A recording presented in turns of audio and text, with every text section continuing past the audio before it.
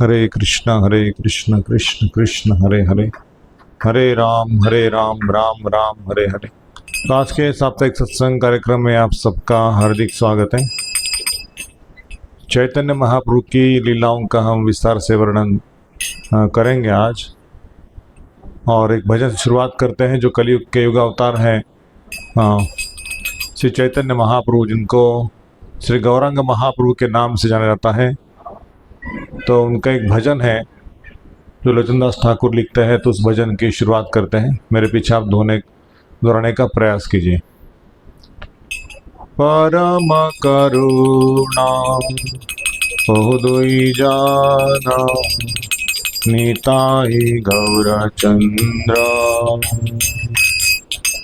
परम करुणा बहुदुई जाना निताई गौरचंद्र,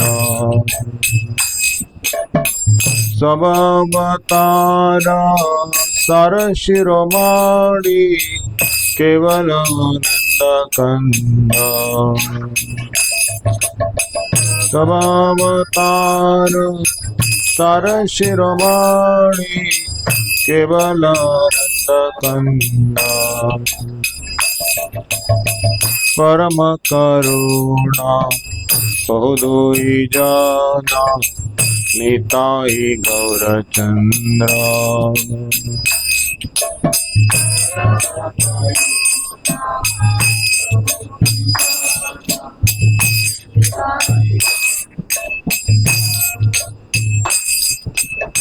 भजो भजो भाई चैतन्य निताई सुदृढ़ विश्वास कारी,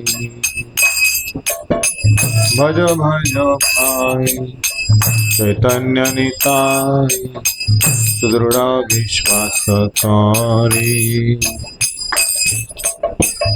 विषय छाड़िया तेरा से मजिया मुखे बोलो हरि हरि, विषय छाड़िया तेरा से मजिया मुखे बोलो हरि हरि। देखो रे भाई त्रिभुवने नाई हे मन दयाल नाथा,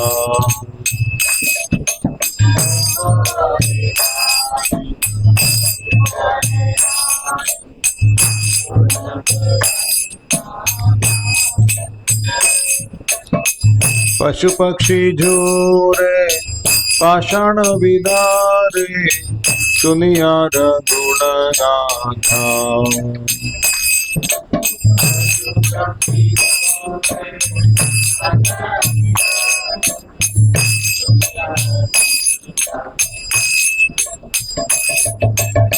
संसारे मजिया रहिले पड़िया से पदे नहीं न आशा,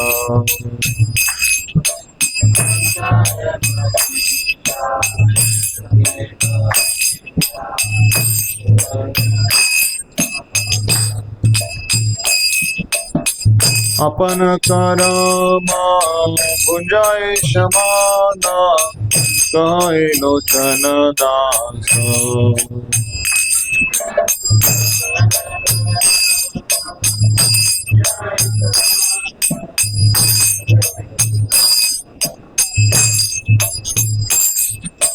परम करुणा बहुदुई जाना निताई गौरचंद्र,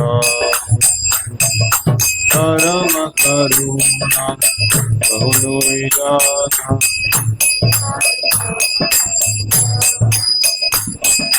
परम करुणा बहुदुई जाना निताई गौरचंद्र,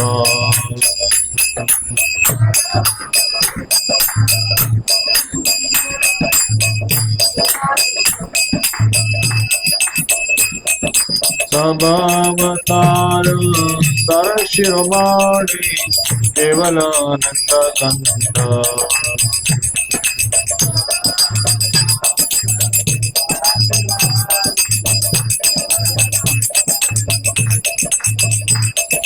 परम करुणा बहुदोई जाना निताई गौरचंद्र।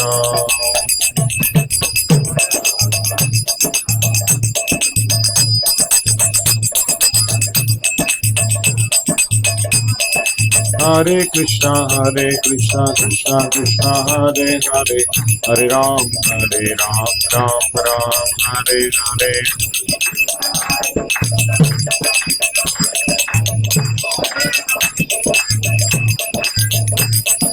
हरे कृष्णा कृष्णा कृष्णा हरे हरे, हरे राम राम हरे हरे।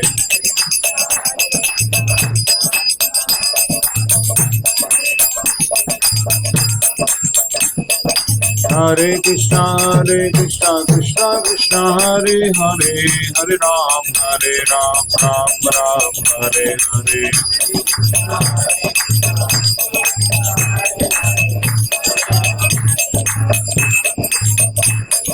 हरे कृष्णा कृष्णा कृष्णा हरे हरे, हरे राम राम हरे हरे।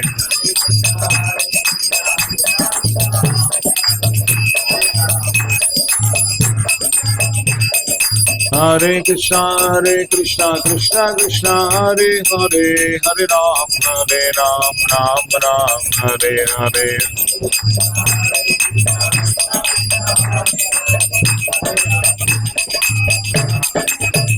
हरे कृष्णा कृष्णा कृष्णा हरे हरे, हरे राम राम राम हरे हरे।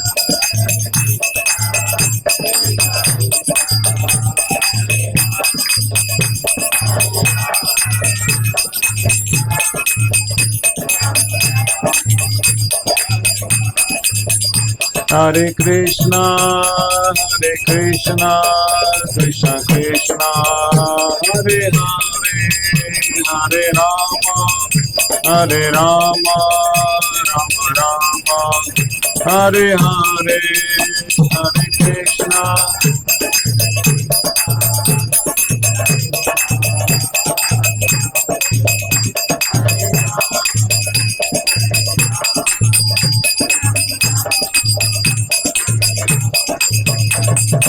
हरे कृष्णा हरे कृष्णा कृष्णा हरे हरे, हरे राम राम हरे हरे।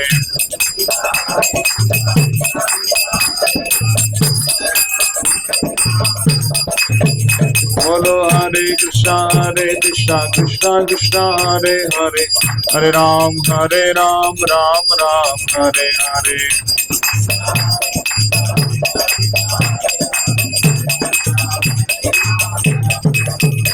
हरे कृष्णा कृष्णा कृष्णा हरे हरे, हरे राम राम राम हरे हरे। हरे कृष्णा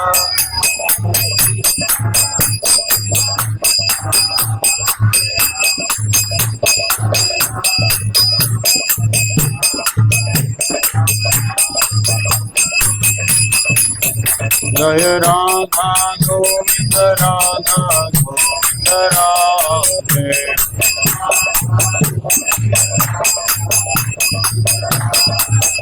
जय राधा गोपीनाथ राधे।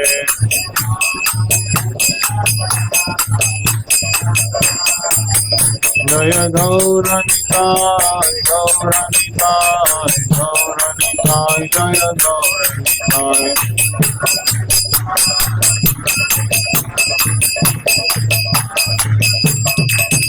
प्रभुपाद जय प्रभुपाद।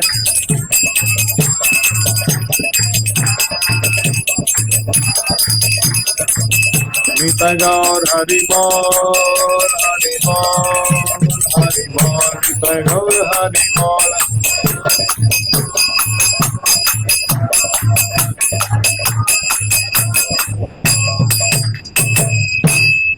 श्री हरिनाम संकीर्तन की जय। श्रील प्रभुपाद की जय। अनंत कोटि वैष्णव भक्त वृंद की जय। नामाचार्य श्री हरिदास ठाकुर की जय।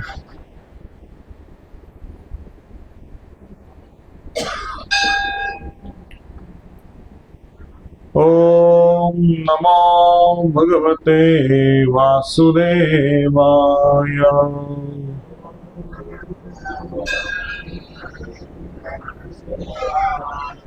ओम नमो भगवते वासुदेवाय।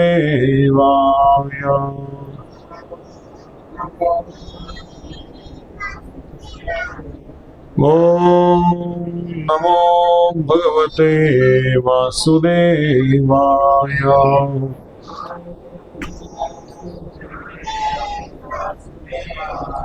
ओम नमो भगवते वासुदेवाय।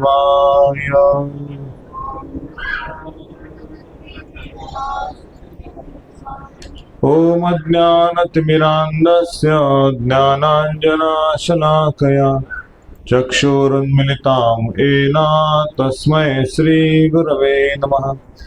श्रीचैतन्यमनोभीष्टं स्थापितं येन भूतले स्वयं रूपा कदा मह्यं ददाति स्वपदान्तिकं। वन्देऽहं श्रीगुरो श्रीयुतापदकमलं श्रीगुरुन् वैष्णवांश। श्रीरूपं सागरजातं सहगण रघुनाथान्वितं तं सजीवं साद्वैतं सावधूतं परिजनसहितं कृष्णचैतन्यदेवं श्रीराधा कृष्णपादान् सहगण ललिता श्रीविशाखान्वितांश।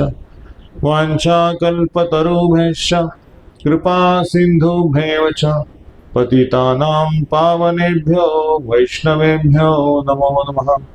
नमः ॐ विष्णुपदाय कृष्णप्रेष्ठाय भूतले श्रीमते भक्तिवेदान्त स्वामी इति नामिने।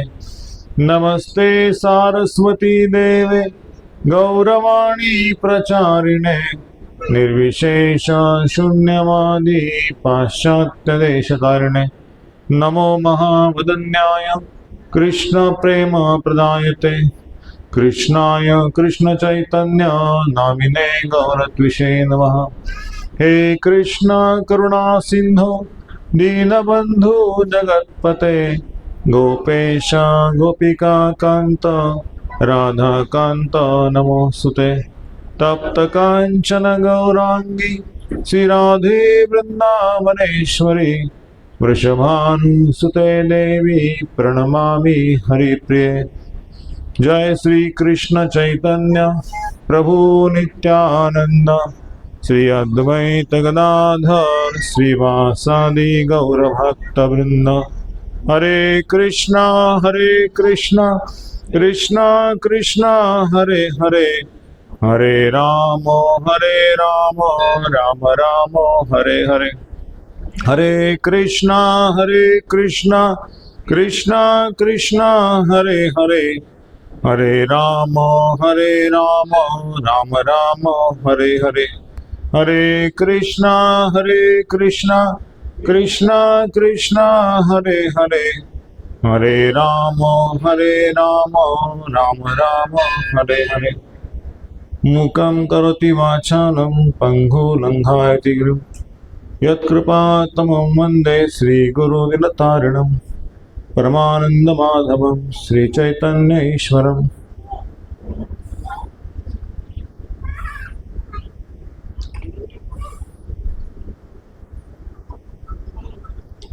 तो हमारी सनातन धर्म परंपरा में श्रीमद् भगवत गीता और श्रीमद् भागवत दो ग्रंथ प्रचलित हैं, गीता भागवत। लेकिन चैतन्य चरितामृत एक ग्रंथ बहुत कम लोगों को पता है।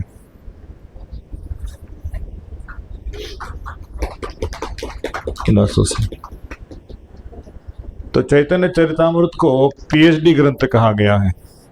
जिस किसी को भक्ति में सबसे ऊंचा रस हासिल करना है मुक्ति से बढ़कर उसको चैतन्य चरितामृत का पान करना चाहिए।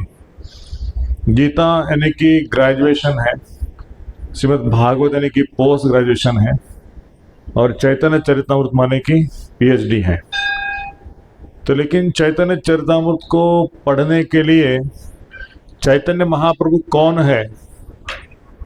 चैतन्य महाप्रभु क्या कोई सन्यासी, कोई व्यक्ति, कोई मनुष्य है क्या? तो चैतन्य महाप्रभु के अवतरण का कारण जानना चाहिए, चैतन्य कौन है जानना चाहिए, और फिर चैतन्य महाप्रभु की लीलाओं में प्रवेश कैसे कर सकते हैं, तो ये सोचना चाहिए। तो सतयुग में भगवान के अनेक अवतार हो गए, नरसिंह अवतार, वामन अवतार और पृथु अवतार, पृथु महाराज का अवतार है ना, वामन देव का अवतार, ऐसे अनेक अवतार, मत्स्य, कुर्मा, वराह, बहुत सारे अवतार सतयुग में हो गए। और उसके पश्चात त्रेतायुग में भगवान रामचंद्र जी का अवतरण हो गया। उसके पश्चात कौन सा अवतार हो गया? रामचंद्र जी के पश्चात द्वापर में भगवान श्री कृष्ण का अवतार हो गया। लेकिन कलयुग में कोई अवतार ही नहीं हुआ। ऐसे लोग सोचेंगे ना, कलयुग में युगावतार कौन है? कोई तो युगावतार होना चाहिए। सब युग के मुख्य युगावतार होते हैं, जैसे लीला अवतार है, युगावतार है, पुरुष अवतार है, मनवंतर अवतार है और शक्तावेश अवतार है। तो 6 प्रकार के अवतार शास्त्र में वर्णित हैं। तो लेकिन ये जो अवतार है युगावतार में आते हैं चैतन्य महाप्रभु। तो पिछले युगों में भी भगवान त्रेता, द्वापर, सतयुग में रक्तवर्ण, श्वेत वर्ण और श्यामल वर्ण में भगवान श्री कृष्ण जन्म लिए। लेकिन कलयुग में ऐसा कहाँ वर्णन आया कि भगवान अवतार लेंगे? तो वर्णन आया है ब्रह्मांड पुराण, भविष्य पुराण, कूर्म पुराण और विष्णु सहस्त्र नाम है ना। उसमें बताता है कि भगवान कलयुग में कौन से रूप में आएंगे, उनका कार्य क्या होगा, और ये पहले से लिखा हुआ कौन से गांव में, किसके घर में और कार्य क्या होगा। तो कोई भी अवतार आने से पहले उन अवतारों की चर्चा शास्त्र में होनी चाहिए, उसे ही अवतार कहा जाता है, भगवान कहा जाता है उसको। तो श्री चैतन्य महाप्रभु के अवतरण का वर्णन अलग अलग शास्त्रों में आचार्य लोग देते हैं संदर्भ, उसका पीपीटी प्रेजेंटेशन हमारे पास है। तो पिछले क्लास में हमने चर्चा किया था। इस क्लास में भगवान के 3 बहिरंगा कारण और 3 अंतरंग कारण के विषय में चर्चा करके उनकी लीलाओं में प्रवेश करेंगे। तो चैतन्य महाप्रभु आने से पहले भगवान श्री कृष्ण द्वारका में अपने रानियों के साथ बैठे थे और रुक्मिणी बोल रही थी कि स्वामी आप इतने सारे रानियां हैं, उनका नाम लेते नहीं, लेकिन राधा राधा राधा ऐसे दिन रात कहते हैं। राधा का नाम बार बार क्यों लेते हैं? बाकी तो रानियां हैं ना, 16,100 रानियां हैं, वो क्या आपसे प्रेम कम करती है? उसका नाम लेते, राधा का नाम क्यों लेते ज्यादा? तो भगवान श्री कृष्ण सोच रहे थे कि राधा रानी के अंदर ऐसी क्या भक्ति है, ऐसा क्या प्रेम है जिससे वो मुझे आकृष्ट करती, मैं नहीं जानता राधा रानी के अंदर क्या है वो। तो उसी समय नारद मुनि ब्रह्मांड विचरण करते करते द्वारका में पहुंच गए और नारद मुनि भगवान जी से रोते रोते पूछ रहे, भगवान आप कुछ करते क्यों नहीं है? मैं सभी ब्रह्मांड में सारे लोक में घूम फिर के आया हूँ, लेकिन कोई आपके नाम का जप नहीं करता, कोई कीर्तन नहीं करता, कोई आत्म साक्षात्कार के मार्ग में जाना नहीं चाहता। सब लोग कर्मकांड में हैं, सिर्फ मंदिर में आते हैं, नारियल फोड़ते हैं, अगरबत्ती जलाते हैं, खड़ी शक्कर रखते हैं, निकल जाते हैं। किसी को भगवान को क्या चाहिए वो कोई सोचता नहीं है। और मैंने प्रयास किया कि उनको नाम कीर्तन करने का, लेकिन मेरे पीछे कोई नाम कीर्तन नहीं करते। वो नारद जी की अवस्था ऐसी है, हमारी अवस्था क्या होगी?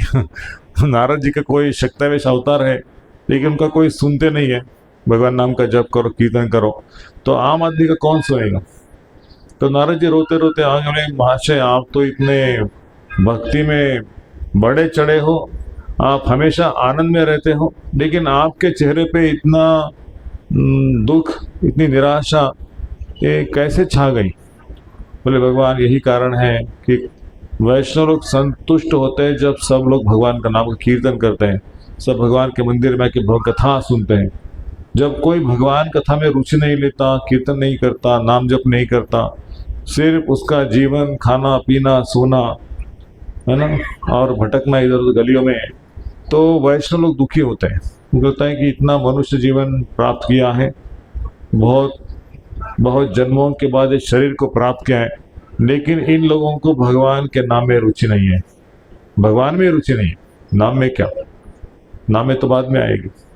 भगवान कथा भगवान दर्शन करने में रुचि नहीं, फोन आया तो फोन उठाते हैं, दर्शन करते करते बाहर निकल जाते हैं। तो भगवान का नाम मात्र यहाँ पे खड़े हैं क्या, चाहे बालाजी भगवान क्यों ना हो, चाहे विठल रुक्मिणी क्यों ना हो, कोई सीताराम क्यों ना हो, भगवान क्यों खड़े हैं वहां पे? आपकी तरफ उनको नारियल चाहिए, पेड़ा चाहिए, जलेबी चाहिए। हाँ हाँ, भगवान को आध्यात्मिक जगत में लक्ष्मी अनेक प्रकार के भोग सामग्री भगवान को हर मिनट में अर्पण करती है, लेकिन भगवान को ऐश्वर्य भाव में प्रसन्नता नहीं है। ऐश्वर्य भाव क्या है? जो डर के मारे, भय के मारे, हाँ, वो भगवान का सेवा करना आके, वो भाव भगवान को पसंद नहीं है। डर डर के आते भगवान के मंदिर में, मेरा कुछ बुरा ना हो इसलिए आपके शरण में आ गया, ओम जय जगदीश हरे, मेरा कल्याण करो, मुझे धन संपत्ति दे दो, और उसके लिए भगवान नहीं खड़े आपका वेटर बन के। भगवान खड़े उन प्रेम भक्तों के लिए जो भगवान से कुछ बिना अपेक्षा, बिना मांग के, भगवान आपकी सेवा कैसे करूं। आपके पुत्र है 5 और 5 पुत्र में से 4 पुत्र जो है आपको हमेशा पैसा दो पिताजी पैसा दो, इसके लिए पैसे, उसके लिए पैसा चाहिए, हाँ गाड़ी लेके दो, एक घर बना के दो, ये प्लॉट लेके दो, ऐसा करेंगे आपको तो आपको क्या ये पुत्र है, कुछ सेवा के नाम पे जीरो है, लेकिन पैसे के नाम पे पीछे पड़ते हैं, पैसा चाहिए पैसा चाहिए। तो एक पुत्र होता है 4-5 में से, तो वो पुत्र कहता है पिताजी आपकी कैसे सेवा करूं, क्या चाहिए आपको, खाने की प्लेट, पीने का पानी, उनको शरीर को मसाज, उनको आनंद देने के लिए पुत्र सेवा करता है। तो पिताजी क्या करेंगे? पिताजी उस पुत्र के प्रति ज्यादा उनका स्वाभाविक स्नेह होगा जो कुछ बिना मांगे बिना अपेक्षा के सेवा कर रहा है ना। बाकी तो पुत्र जब तक पैसा है तब तक सेवा है, पैसा देना बंद किया वो भी सेवा बंद कर देंगे। तो वैसे ही भगवान उन पुत्रों के प्रति जो भगवान से कृतज्ञ है, बिना अपेक्षा के सेवा करते हैं, तो भगवान उन पुत्रों के लिए सब कुछ सुविधा प्रदान करते हैं और उनको शांति, प्रेम, आनंद, ज्ञान, ये सब कुछ प्रदान करते हैं, भक्तों का संग प्रदान करते हैं। और जीवन में सबसे बड़ा सुख क्या है? तो भागवत के सभी जो महान महान शुद्ध भक्त हैं वो कहते हैं कि भक्तों का संग यही जीवन की सबसे उपलब्धि है। जहाँ भगवान निवास करते हैं वहाँ हमें रहना है। तो भगवान कहाँ निवास करते हैं? भगवान वैकुंठ में नहीं है, भगवान योगियों के हृदय में नहीं है, भगवान वहाँ है जहाँ भक्त लोग भगवान का कीर्तन करते हैं। यत्र गायन्ति मद्भक्ता तत्र तिष्ठामि नारद। नारद मुनि पूछते आप कहाँ हैं? नाहम योगिनो हृदय नाहम तिष्ठामि वैकुंठे। यत्र गायन्ति मद्भक्ता तत्र तिष्ठामि नारद। मैं वहाँ रहता हूँ जहाँ मेरे भक्त कीर्तन करते, मेरा गुणगान करते, मेरी कथा सुनते। तो हमारे हनुमान जी भी, भगवान ने उनको आशीर्वाद दिया था, हनुमान जी आप चाहे जो मांगो आपको मैं देने के लिए तैयार हूँ, आपने इतना बड़ा काम किया है, क्या मांगते हो? बोले मुझे आशीर्वाद दे दो कि आपकी कथा जब तक इस संसार में चल रही है तब तक मैं इस कथा का रसपान करता रहूं, है ना। भगवान कथा में उत्सुक है, वो कथा सुनने के लिए, और कुछ मांगने के लिए वो नहीं खड़े। तो ऐसे हनुमान जी चिरंजीवी हो गए भगवान का सेवा करने के कारण, कुछ बिना अपेक्षा के वो सेवा किए थे। ऐसा नहीं कि मैंने सीता का खोज निकाला है, मुझे स्वर्गलोक का अधिपति बना दो, इंद्र बना दो मुझे, ऐसा कुछ मांगा नहीं हनुमान जी ने। इसलिए वैष्णव में से हनुमान जी, शिव जी, गणेश जी, इनका अनुकरण करना चाहिए, जो भगवान के कार्य को आगे बढ़ाने के लिए मदद करते हैं, उनकी सेवा करनी चाहिए, वैष्णव की सेवा करनी चाहिए। तो ये शुद्ध भक्ति है। तो चैतन्य महाप्रभु के रूप में या गौरंग महाप्रभु के रूप में भगवान श्री कृष्ण सोच रहे थे कि मैंने सारे अवतार में मुक्ति प्रदान कर दी, लेकिन मैंने किसी को भक्ति नहीं प्रदान की। पिछले अवतार में आया था, लेकिन मैंने साष्टी, सामीप्य, सालोक्य, सायुज्य ये सारे मुक्ति प्रदान की, लेकिन मैंने अपनी भक्ति नहीं प्रदान की किसी को। और राधा रानी के अंदर क्या भक्ति है उसको चखने का स्वाद भी मैंने कभी लिया नहीं। तो नारद मुनि के विनंती के अनुसार भगवान श्री कृष्ण नारद जी को बोले कि हाँ, नीचे भी आचार्य प्रार्थना कर रहे कि आप अवतार क्यों धारण करते हैं। वो पूजन कर रहे हैं, शालिग्राम का गंगा जल डाल के, तुलसी डाल के भगवान का आह्वान करके आप कलयुग में अवतरित हो जाओ। तो इसी कारण मैं सोच रहा हूँ कि मुझे अवतार लेना ही चाहिए। तो उसी समय भगवान ने भाव में आके गौरांग महाप्रभु का रूप प्रथम नारद जी को दिखाया, द्वारका में पहला दर्शन दे दिया। और जैसे दर्शन मिल गया भगवान का, वो गौर वर्ण था, सोनेर के समान पिघला हुआ कलर भगवान का, और भगवे वस्त्र धारण किए हैं, सर को मुंडन किया है, सन्यास का दंडा हाथ में, एक हाथ में कमंडलू है, और जोर जोर से नाच रहे गा रहे भगवान। तो ये रूप को देख के नारद जी के मन में इतना परम संतोष हो गया, वो नाचने लगे, गाने लगे, नारायण नारायण नारायण, गौरांगा गौरांगा गौरांगा, हरि हरि हरि, ऐसा करके वो एकदम धूम मचाने लगे। भगवान ने सोचा कि नारद मुनि अष्ट विकार प्राप्त हो गए दर्शन देने से। भगवान ने उस रूप को विड्रॉ कर लिया, बोले कि थोड़े ही समय में मैं नवद्वीप में अवतार धारण करूंगा और अपनी लीलाओं को प्रकट करूंगा सामान्य मनुष्यों के लिए। तो नारद जी को बोले कि सभी लोगों को जाके बोलो कि भगवान का अवतार धरती पे होने वाला है, सब लोग भगवान के आंदोलन में अपना अपना रूप लेके आ जाओ नवद्वीप के अगल बगल में। तो नारद जी गए देवलोक में, वहां पे स्वर्गवासी जो थे देवता, उनको बोला कि आप अपना तैयारी करो, भगवान अवतरित होने वाले हैं नवद्वीप में, मायापुर के अगल बगल में। तो गौड़ देश में देवता लोगों ने रूप धारण किया। ब्रह्मलोक में गए, ब्रह्मा जी अवतार धारण किए हरिदास ठाकुर के रूप में, शिव जी आए सदाशिव के रूप में, नारद जी भी आ गए श्रीवास ठाकुर के रूप में, गदर पंडित आए श्रीमती राधा रानी के रूप में, नित्यानंद प्रभु आ गए बलराम जी के रूप में। ऐसे सारे जो महान महान देवता लोग हैं वो सारे धरती पे अवतीर्ण हो गए। और तत्पश्चात नवद्वीप में फाल्गुन पूर्णिमा, जो अभी की पूर्णिमा थी, जिसमें ग्रहण लग चुका था, चंद्र ग्रहण का समय, शाम को भगवान ग्रहण के समय में जन्म लिए सची माता के घर में। जगन्नाथ मिश्र सची माता उनके माता पिता का नाम था। और चैतन्य महाप्रभु ने एक नीम वृक्ष के नीचे जन्म लिया अपनी माता के गोद से, तो उनका नाम हो गया निमाई, निमाई नाम रख दिया, नीम वृक्ष के नीचे जन्म लिया। तो बचपन में जन्म ले तो बच्चे रोते हैं ना, वैसे निमाई जोर जोर से रोने लगे। उनके रोने का कारण कोई समझ नहीं सकता था, लेकिन कुछ लोग बोले कि विष्णु सहस्रनाम का पाठ करो, देवताओं के मंत्र वेदों से स्तुति करो, और दृष्ट निकालो, उनकी आरती करो, ये करो वो करो। सब करने के पश्चात भी भगवान का रोना बंद नहीं था। तो चंद्र ग्रहण का समय था, लोग ग्रहण के लिए स्नान करने चले गए थे। कुछ लोगों ने हरि नाम संकीर्तन चालू कर दिया था, हरि हरि का जयघोष कर रहे थे।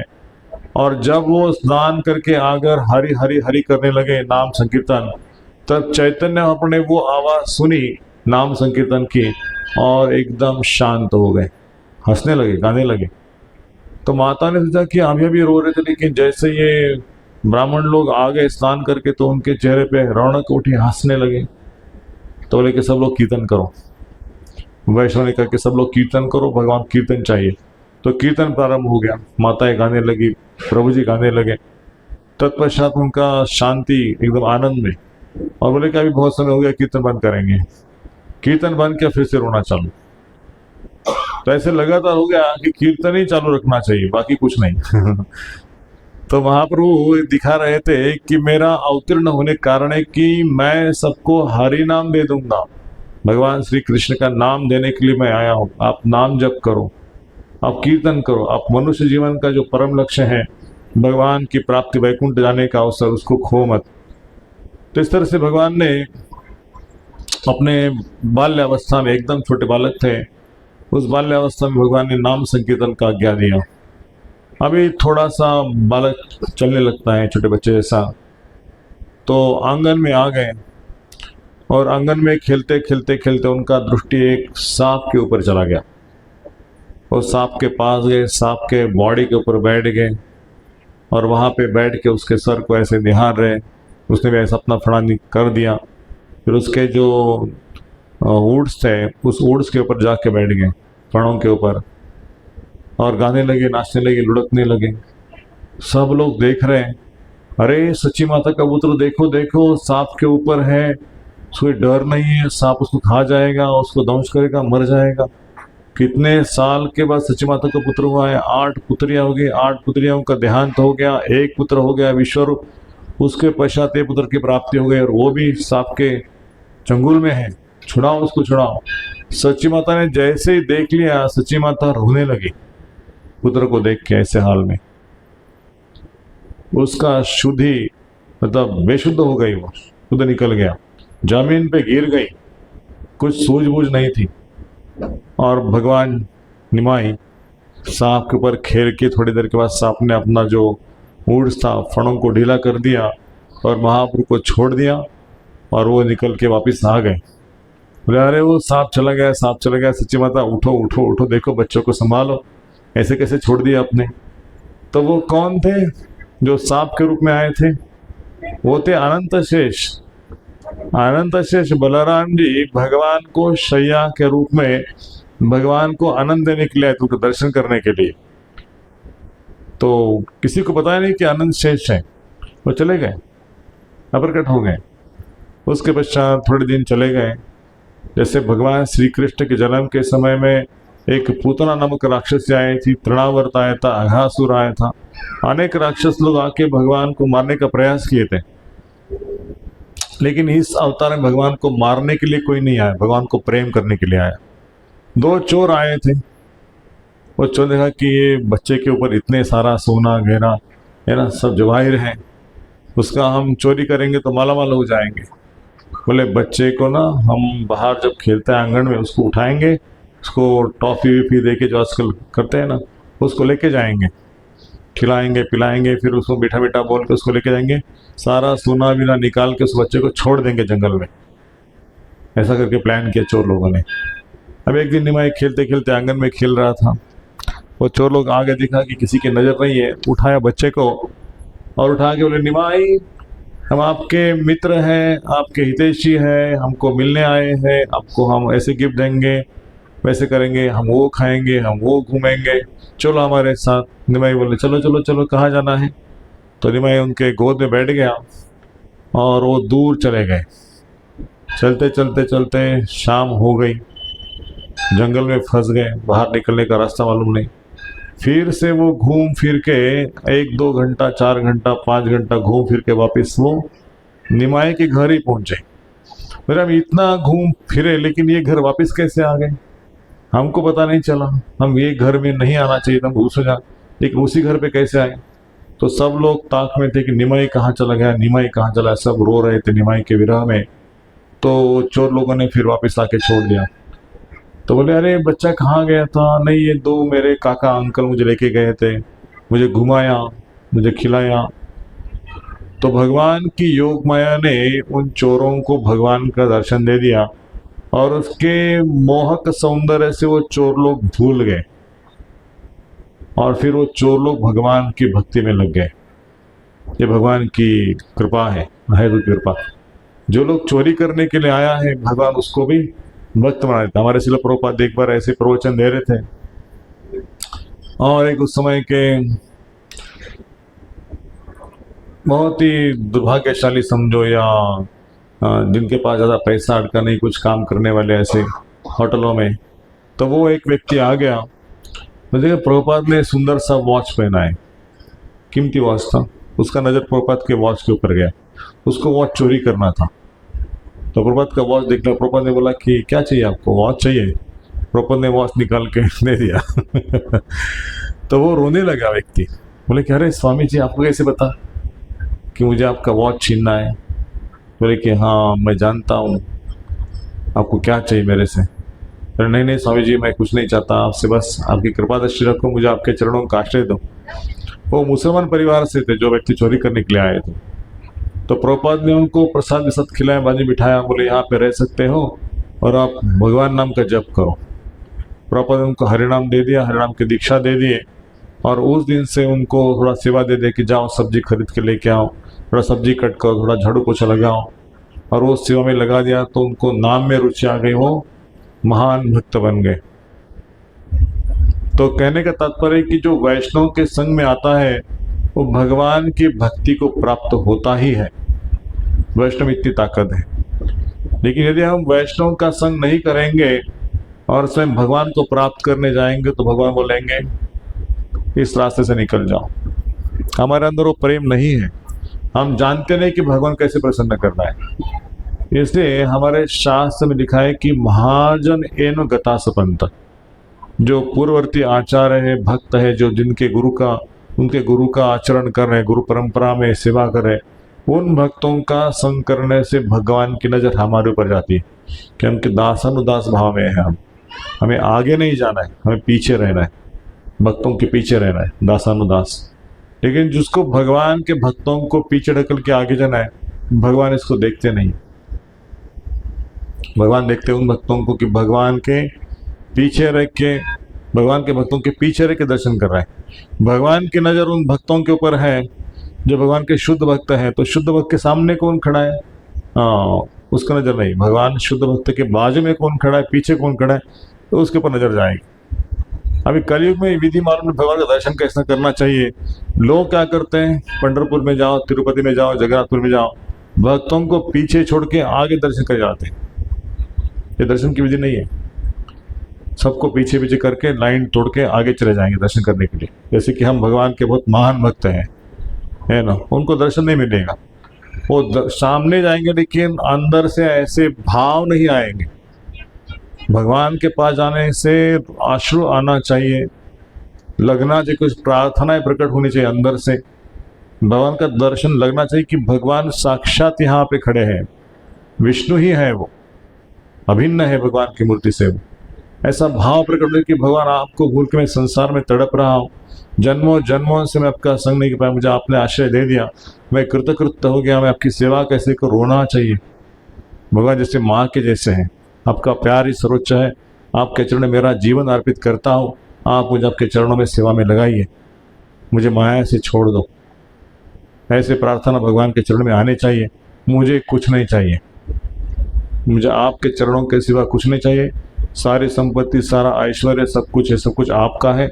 मेरा परिवार, मेरे परिवारजन, सब कुछ आपका, मैं आपकी सेवा कैसे करूँ इन सब की सेवा करके। ये विचार जब मन में आएगा तब भक्ति शुरुआत होगी, भक्ति की शुरुआत होगी। केवल भगवान के मंदिर में आके माथा टेक के चले जाएंगे तो समय का व्यर्थ है, समय व्यर्थ है, नष्ट करना है। तीर्थ स्थान में जाते हैं लोग, लेकिन तीर्थ स्थान में जाके फोटो निकालेंगे, भगवान का दर्शन करते करते इधर उधर घूम के खा पी के आ जाएंगे, लेकिन दर्शन का लाभ नहीं उठाएंगे। 1000 किलोमीटर घूम के आए बद्रीनाथ केदारनाथ, लेकिन दर्शन नहीं कर पाए। भगवान क्यों दर्शन देंगे?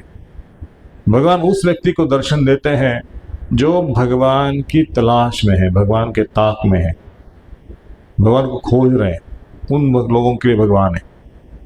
ऐसे आप कितने भी लोग आ जाओ भगवान दर्शन करने के लिए, भगवान बोलेंगे मैं मूर्ति हूँ, आप चले जाओ। भगवान दिखाई नहीं देंगे उनको, भगवान है वहाँ पे। तो प्रेम से जब कोई भगवान की सेवा करता है, प्रेमांजन छुरित भक्ति विलोचनेन संता सुदैव हृदयेषु विलोकयन्ति यं श्याम सुंदर अचिंत्य गुण स्वरूपम गोविंदमादि पुरुषम तमहम भजामि। तो संत लोग जो है भगवान की सेवा करते हैं आंखों में प्रेम का अंजन डाल के। प्रेम का अंजन होता है, कोई स्वार्थ नहीं है, और इसे भगवान के सामने प्रकट होते हैं, उनकी रक्षा करते, उनको स्मरण दिलाते कि मैं आपके साथ हूँ, चिंता मत करो, आप सेवा करें, मैं आपकी सेवा से खुश हूँ। ऐसे उनको उनका एक्नॉलेजमेंट मिलता है। और इसी सिलसिले प्रभुपाद ने सारे जगत में कृष्ण भावनात का प्रचार किया, क्योंकि भगवान की शक्ति भगवान से उनके साथ में थे 24 घंटे।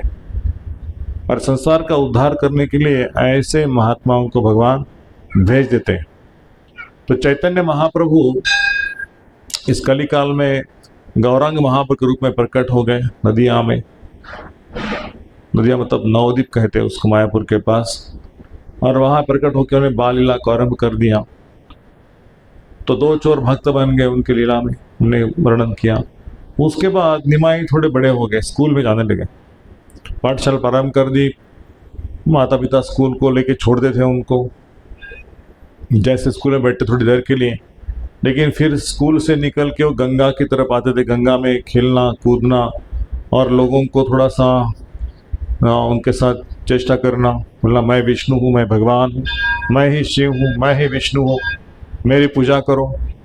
उनके पैर पानी में जाके उनके पैर ओढ़ना। तो इस प्रकार से लड़कियों को बोलना कि आपको मैं आशीर्वाद देता हूँ कि आपको सुंदर सा पति मिले, आपका सौभाग्यवती बने, ऐसे आशीर्वाद देते हैं उनको। तो बेटा तंग करने लगा सबको। तो सब लोगों की शिकायत हो गई जगन्नाथ मिश्रा के पास कि ये जो पुत्र है वो स्कूल में जाता नहीं है, लेकिन यहाँ आके सबको तंग करता है, सारी पूजा की सामग्री उठा के फेंक देता है, बच्चों के कपड़े माताओं के कपड़े इधर उधर करके छोड़ता है, सबको कपड़ा ढूंढना पड़ता है कौन सा कपड़ा किसका है, लड़कियों को तंग करता है। फिर जगन्नाथ मिश्रा गुस्सा किए, निमाई मैं तुमको स्कूल में छोड़ता हूँ, लेकिन तुम्हारी शिकायतें मुझे प्राप्त हो रही कि सारे लोग बोल रहे कि तुम गंगा के तट पे आके खेलते हो, मस्ती करते हो, चेष्टा करते हो, लोगों को तंग करते हो। नहीं पिताजी, मैं तो स्कूल में गया था, ये लोग झूठ बोल रहे, आप चेक करो कल आके, मैं स्कूल में रहूँगा। निमाई तो स्कूल में जाता है। नहीं नहीं, आप देखो आके कल। फिर कल देखा तो निमाई स्कूल में है और कोई गंगा के तट पे है नहीं। तो दूसरे तीसरे दिन फिर से वो गंगा के तट पर। निमाई की शिकायतें आते रहे, जैसे कृष्ण की शिकायतें, वैसे निमाई अपनी लीला करते रहे।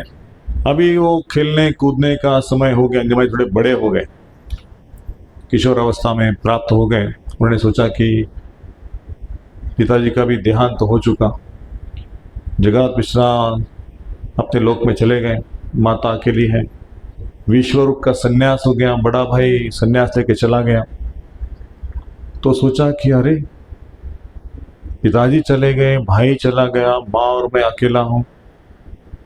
तो नीलांबर चक्रवर्ती ने सोचा कि चैतन्य महाप्रभु बड़े हो गए, उनका शादी करना चाहिए। तो एक लड़के जो गंगादास पंडित सोचा कि ये लड़की के साथ उनका विवाह हो जो लक्ष्मी प्रिया है। तो उनका मुलाकात हो गया चैतन्य महाप्रभु का लक्ष्मी प्रिया से, और दोनों ने एक दूसरे को देख लिया। चैतन्य ने सोच लिया कि यही मेरे अंतरंगा शक्ति है, ये मेरी शाश्वत संगिनी है, ये मेरी अर्धांगिनी कह के उसको मैं शादी कर सकता हूँ। तो उनका विवाह लगा दिया। नीलांबर चक्रवर्ती जो उनके ग्रैंडफादर थे, लक्ष्मी प्रिया के साथ कुछ दिन बीत गए और कुछ समय के पश्चात वो सोचने लगे कि मैं गृहस्थ आश्रम में क्यों आया हूँ, मुझे तो संन्यास लेना चाहिए। मैं गृहस्थ करूँगा तो मैं प्रचार कैसे करूँगा। तो सारे ब्राह्मणों को, पंडितों को वो जीवन का लक्ष्य क्या है उसके ऊपर चर्चा करने लगे कि आप लोग ये सारे शास्त्र पढ़ते, सब कुछ करते, लेकिन भगवान नाम का जप क्यों नहीं करते, भगवान की सेवा क्यों नहीं करते, श्रवण कीर्तन क्यों नहीं करते। तो पंडित जी ने बड़ा सिखाने आया हमको भक्ति, हम तो सारे वेद को कंठस्थ कर चुके हैं और हमें ये नाम संकीर्तन ये अज्ञानी लोगों के लिए है, हम पंडित हैं, शास्त्र सब जानते हैं, आप नाम कीर्तन करो जो करना है, हमारे पास आके कुछ शास्त्रार्थ मत करो। तो निमाई पंडित दूसरे जो लोग आते थे अलग अलग प्रदेशों से, उनके साथ विचार विमर्श करते थे, शास्त्रार्थ करते सबको हराते थे, लेकिन हराने के पश्चात उनको घमंड नहीं आता था। देखो मैंने दिग्विजय पंडित को हराया, देखो मैंने काश्यप कश्मीरी को हराया और मैं अभी इतना विद्वान बन गया, ऐसा उनको लगता नहीं था। लेकिन वो सोचने लगे कि ये शास्त्रार्थ का मतलब ये नहीं कि केवल हमें अपनी तत्व ज्ञान को सिद्ध करना है कि मैं श्रेष्ठ हूँ। तो उनका वो मूड चला गया, लेकिन ऐसे शास्त्रार्थ करने से कोई भक्त नहीं बनता है, मुझे सबको भक्त बनाना है।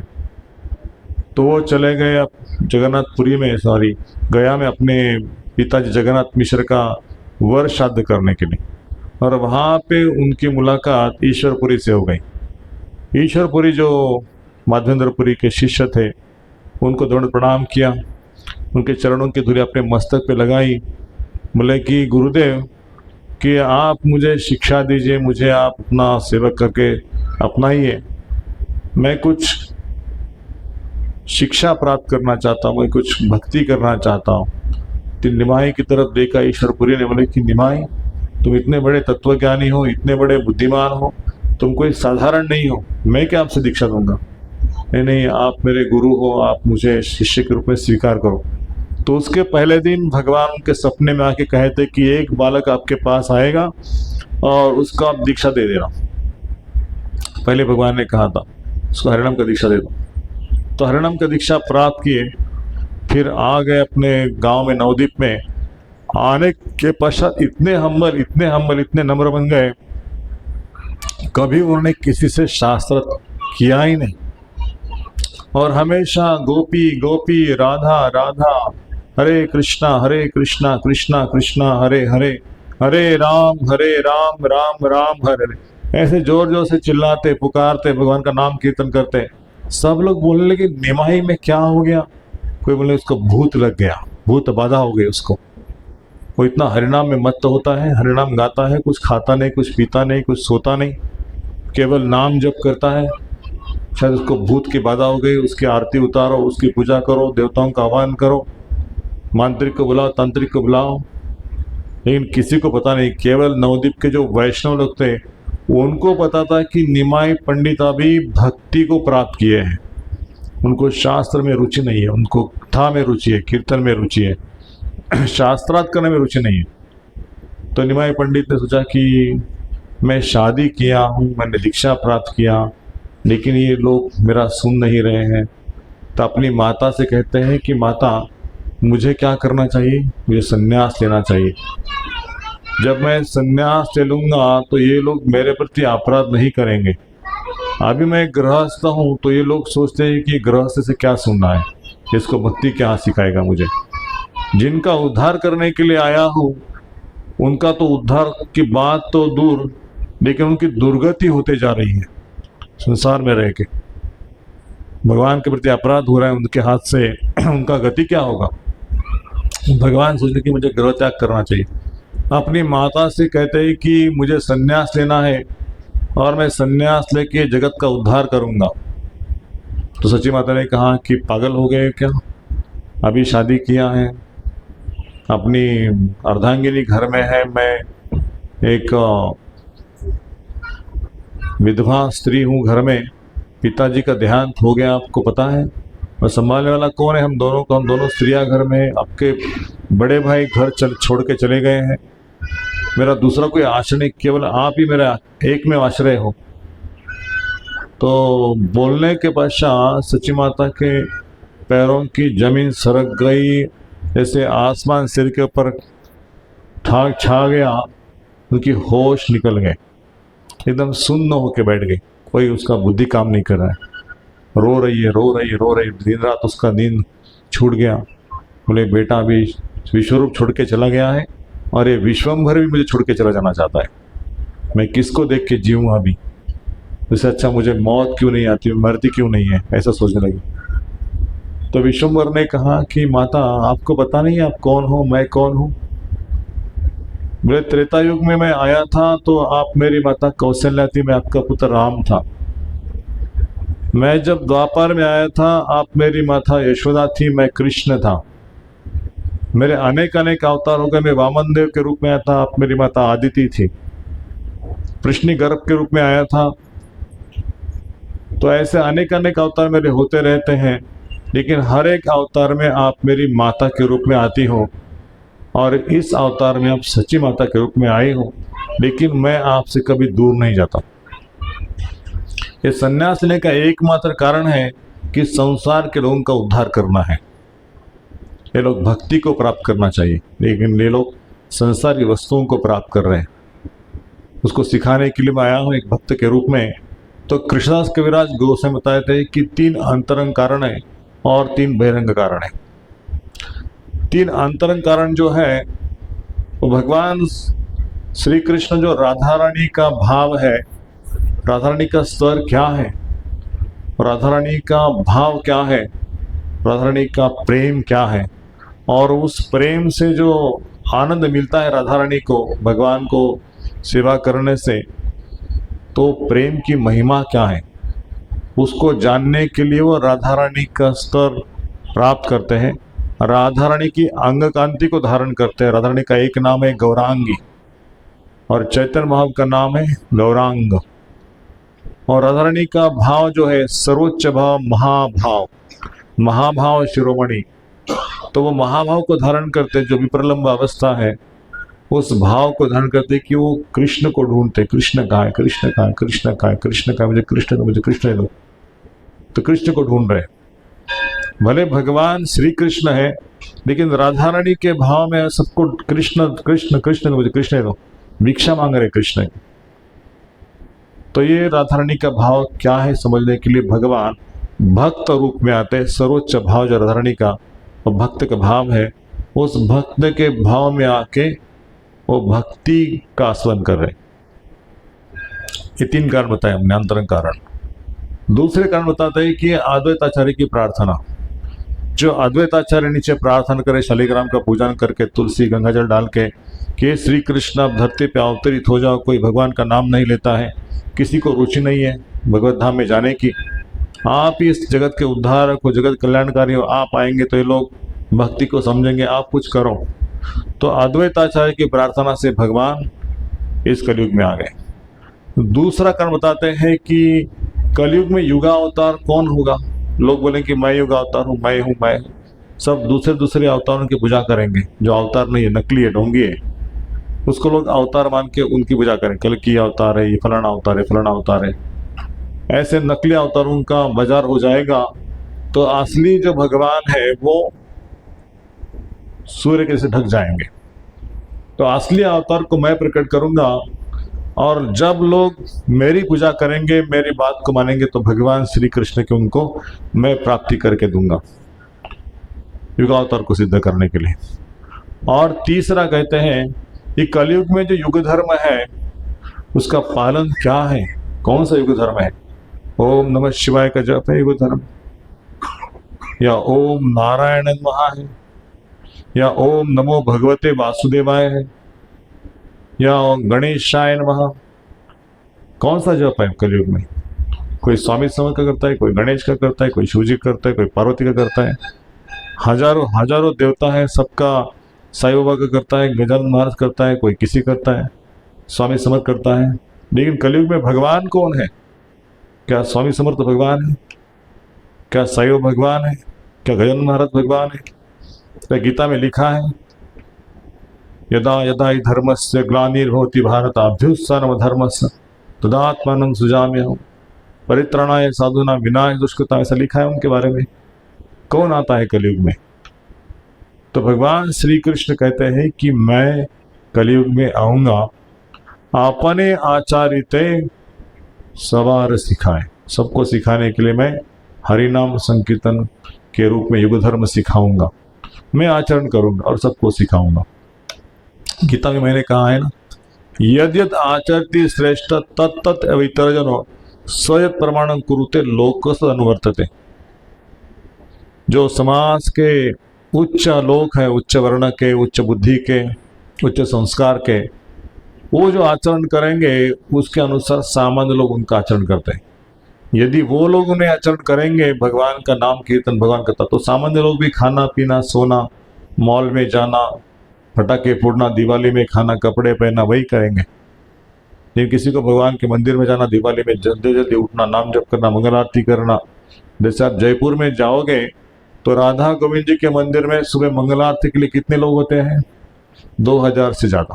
पूरा टेम्पल खचा खचा एकदम, ठहरने के लिए जगह नहीं। ये राधा गोविंद जयपुर के मेन विग्रह है, राजा है वो।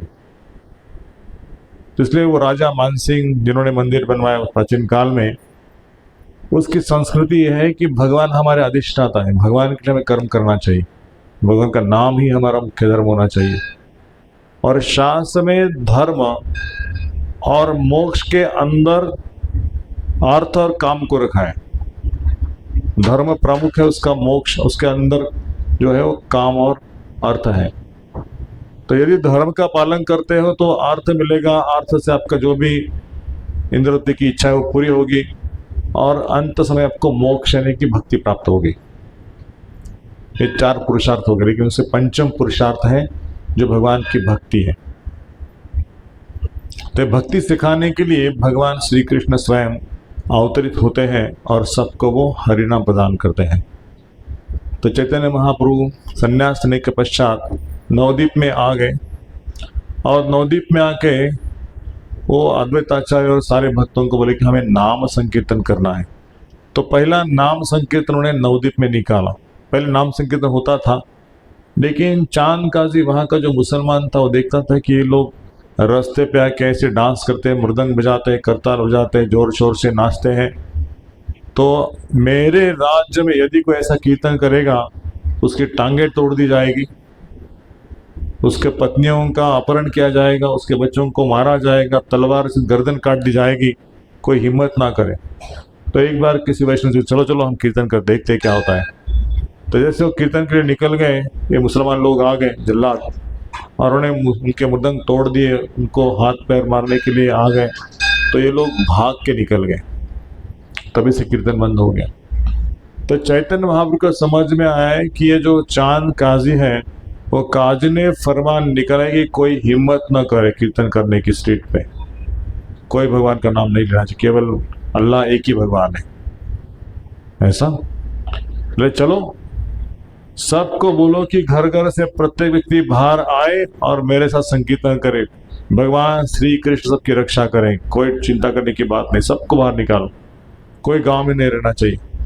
हजारों की संख्या में, लाखों की संख्या में झुंड से झुंड बाहर निकलते और सब जोर जोर से चिल्ला रहे थे, काजी को मारो, काजी को जड़ डालो, काजी के घर को नष्ट करो।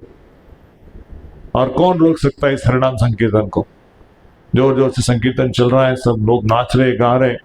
अरे मुसलमान लोगों के पास वार्ता चली गई कि वैष्णव लोग कीर्तन करे भगवान का नाम से और जोर जोर चिल्ला रहे, काजी को मार डालो, काजी का घर जला डालो, काजी गर्दन काट दो, कौन आएगा हमारे सामने, हम देखते हैं। तो काजी ने कहा कि जाओ इन वैष्णवों को मार डालो। तो लोगों को भेज दिया, वो आगे मारने के लिए। लेकिन वैष्णव लोग इतने क्षत्रिय के स्पिरिट में थे, जो आया उसको जमीन के नीचे इतना मार पीट के भगा के उसका हड्डी पसली एक करके उसको भगा दिया। कृष्णदास कविराज गोस्वामी ठाकुर वर्णन करते हैं कि उन्होंने अपनी दाढ़ी हाथ में लेके अपना सर पैरों के नीचे दबा के दूसरे रास्ते से भाग के चांद काजी के पास पहुंच गए। बोले हमारी जान बच गई, आज हम मरने वाले थे। ये क्या हो गया, क्या हो गया? बोले हजारों की संख्या नहीं, लाखों की संख्या में ये सब लोग हैं, कीर्तन कर रहे हैं और हमारी तो ताकत उनके सामने कुछ नहीं है। तो बोले चलो मैं आता हूँ आपके साथ में, कौन रोकता है? तो चांद काजी स्वयं आ गए, स्वयं आ गए। बहुत सारे उनके मुसलमान लोग साथ में थे। तो कीर्तन हो रहा है जोर जोर से, ये लोग आ गए, लेकिन सब लोगों ने मिलके इनको मार डाला। चांद काजी को मार डालो, चांद काजी को जला डालो, चांद काजी के घर पे हमला किया, उसे घर नष्ट कर दिया। अभी चांद काजी भाग के चला गया, वो भी नहीं सामने आया। इतना जुलूस देख के, इतना उनका ताकत देख के वो भाग गया। चैतन्य महाप्रभु बोला कि वैष्णव के ऊपर आक्रमण करा चांद काजी की हिम्मत, मैं उसको देखता हूँ। चैतन्य महाप्रभु चांद काजी सोए थे, रात को उसके सीने के ऊपर जाके बैठ गए, नरसिंह अवतार धारण किया। बोले काजी तुम्हारी ये हिम्मत, वैष्णव के तरफ आप देखते हो, ऐसे घूर घूर के मारने के लिए धमकी देते हो, मैं आपकी छाती को फाड़ दूंगा। भगवान ने अपने उंगली दिखाए, नाखून जैसे उंगली थी, आंख से क्रोध की ज्वालाएं भड़क रही थी, उनका गर्जना ऐसे सिंह के समान था, हुंकार, लेकिन आपको मैं मार डाल दूंगा, आज आपका अंतिम दिन है, इसके बाद कोई डेयरिंग नहीं करेगा। चांद काजी शरण में आ गया, भगवान को बोला कि मुझे माफ कर दो, मैं समझा नहीं आप ईश्वर है। अरे ईश्वर का आंदोलन है, मैं तो आपका मामा लगता हूँ, मैं द्वापर युग में कंस था जो आपका मामा था, और मुझे मामा के रूप में आप स्वीकार कीजिए और मुझे माफ़ करो। मैं आपका कीर्तन करने के लिए सभी मुसलमानों को बोल दूंगा कि आज से कोई रोकेगा नहीं, बल्कि हर एक वैष्णव के चरणों में रह के उनके साथ साथ उनकी सेवा करेगा। ऐसा कहने के पश्चात महापुरुष को बोला कि ठीक है काजी, आप भक्त बनने के लिए तैयार हो तो आपको स्वीकार करता हूँ। तो काजी ने वैष्णव का रूप धारण किया, नाम जप शुरू किया और सब जल्लादों को बोला कि आज से इस राज्य में मेरा राज्य नहीं, ये भगवान का राज्य, इस राज्य में केवल हरिनाम संकीर्तन होगा और कुछ नहीं, वही अल्लाह है, वही ईश्वर है। इस प्रकार से चांद काजी शरण आ गया तो चैतन्य महाप्रभु ने उसको कृपा बरसा दी। वो नाम जप करने लगा, कीर्तन करने लगा, गाने लगा जोर जोर से। तो आज भी आप नवद्वीप में जाओगे तो राजापुर जगन्नाथ जी के पास में चांद काजी की समाधि है। तो वहाँ पे चांद काजी को वैष्णव लोग जाके प्रणाम करते हैं। यानी भले वो मुसलमान था लेकिन वो भक्त बन गया। तो कोई भी वहाँ का मुसलमान जो है जगन्नाथ जी के दर्शन करने के लिए आता है। एक बार ऐसी हिम्मत की किसी मुसलमान ने उनको खिचड़ी प्रसाद दिया था, अपने वैष्णव लोगों ने, ये हम ऐसे भगवान का प्रसाद नहीं खाते, तुम्हारे भगवान का। वो खिचड़ी ले लिया, उसको फेंक दिया। भगवान गुस्सा आ गया। बलदेव जब सुभद्रा में उसके घर पे चले गए, बोले तुमने मेरे भैया का प्रसाद फेंक दिया है, मैं तुमको छोड़ूंगा नहीं। और जोर जोर से गुद्दे मारे, उसको पीट रहे। वो एकदम हड़बड़ा गया। सुभद्रा में बोलती कि मारो भैया, मारो इसको, हमारे जगन्नाथ जी का अपमान किया है उसने, उसको पीटो जोर जोर से। तो जगन्नाथ जी आगे बोले छोड़ दो उसको, शरण में आ गया है, छोड़ दो। वो मुसलमान ने सबको बता दिया कि ये जो जगन्नाथ बलदेव सुभद्रा है ना, ये साक्षात भगवान श्री कृष्ण है। कोई भी व्यक्ति इनके बारे में कुछ मत कहो, ये आके पीटते हैं। तब से सारे मुसलमान जो है ना उनकी शरण में आ गए। दूसरा किस्सा ये। तो चैतन्य महाप्रभु संकीर्तन का आंदोलन प्रारंभ किए थे। तो माता से आशीर्वाद प्राप्त करके दूसरे दिन वो निकल गए जगन्नाथपुरी के लिए। जगन्नाथपुरी में आ गए और आके भगवान जगन्नाथ जी का दर्शन के लिए गरुड़ स्तंभ के पास, जो गरुड़ जो है वो गरुड़ स्तंभ में जगन्नाथपुरी में जाओगे तो गरुड़ स्तंभ के पीछे रह के वो दर्शन करे। जगन्नाथ जी का ऐसे मंदिर है और अंदर बालाजी जैसे न वैसे भगवान अंदर बैठे। तो दर्शन किया, दर्शन होने के पश्चात जमीन में गिर गए और इतना विलाप कर रहे हैं वो, भगवान के दर्शन से रो रहे हैं, विरह की अग्नि भड़क रही है, आंखों से आंसू बह रहे हैं। मेरे स्वामी जगन्नाथ मुझे मिल गए, कृष्ण कहाँ है।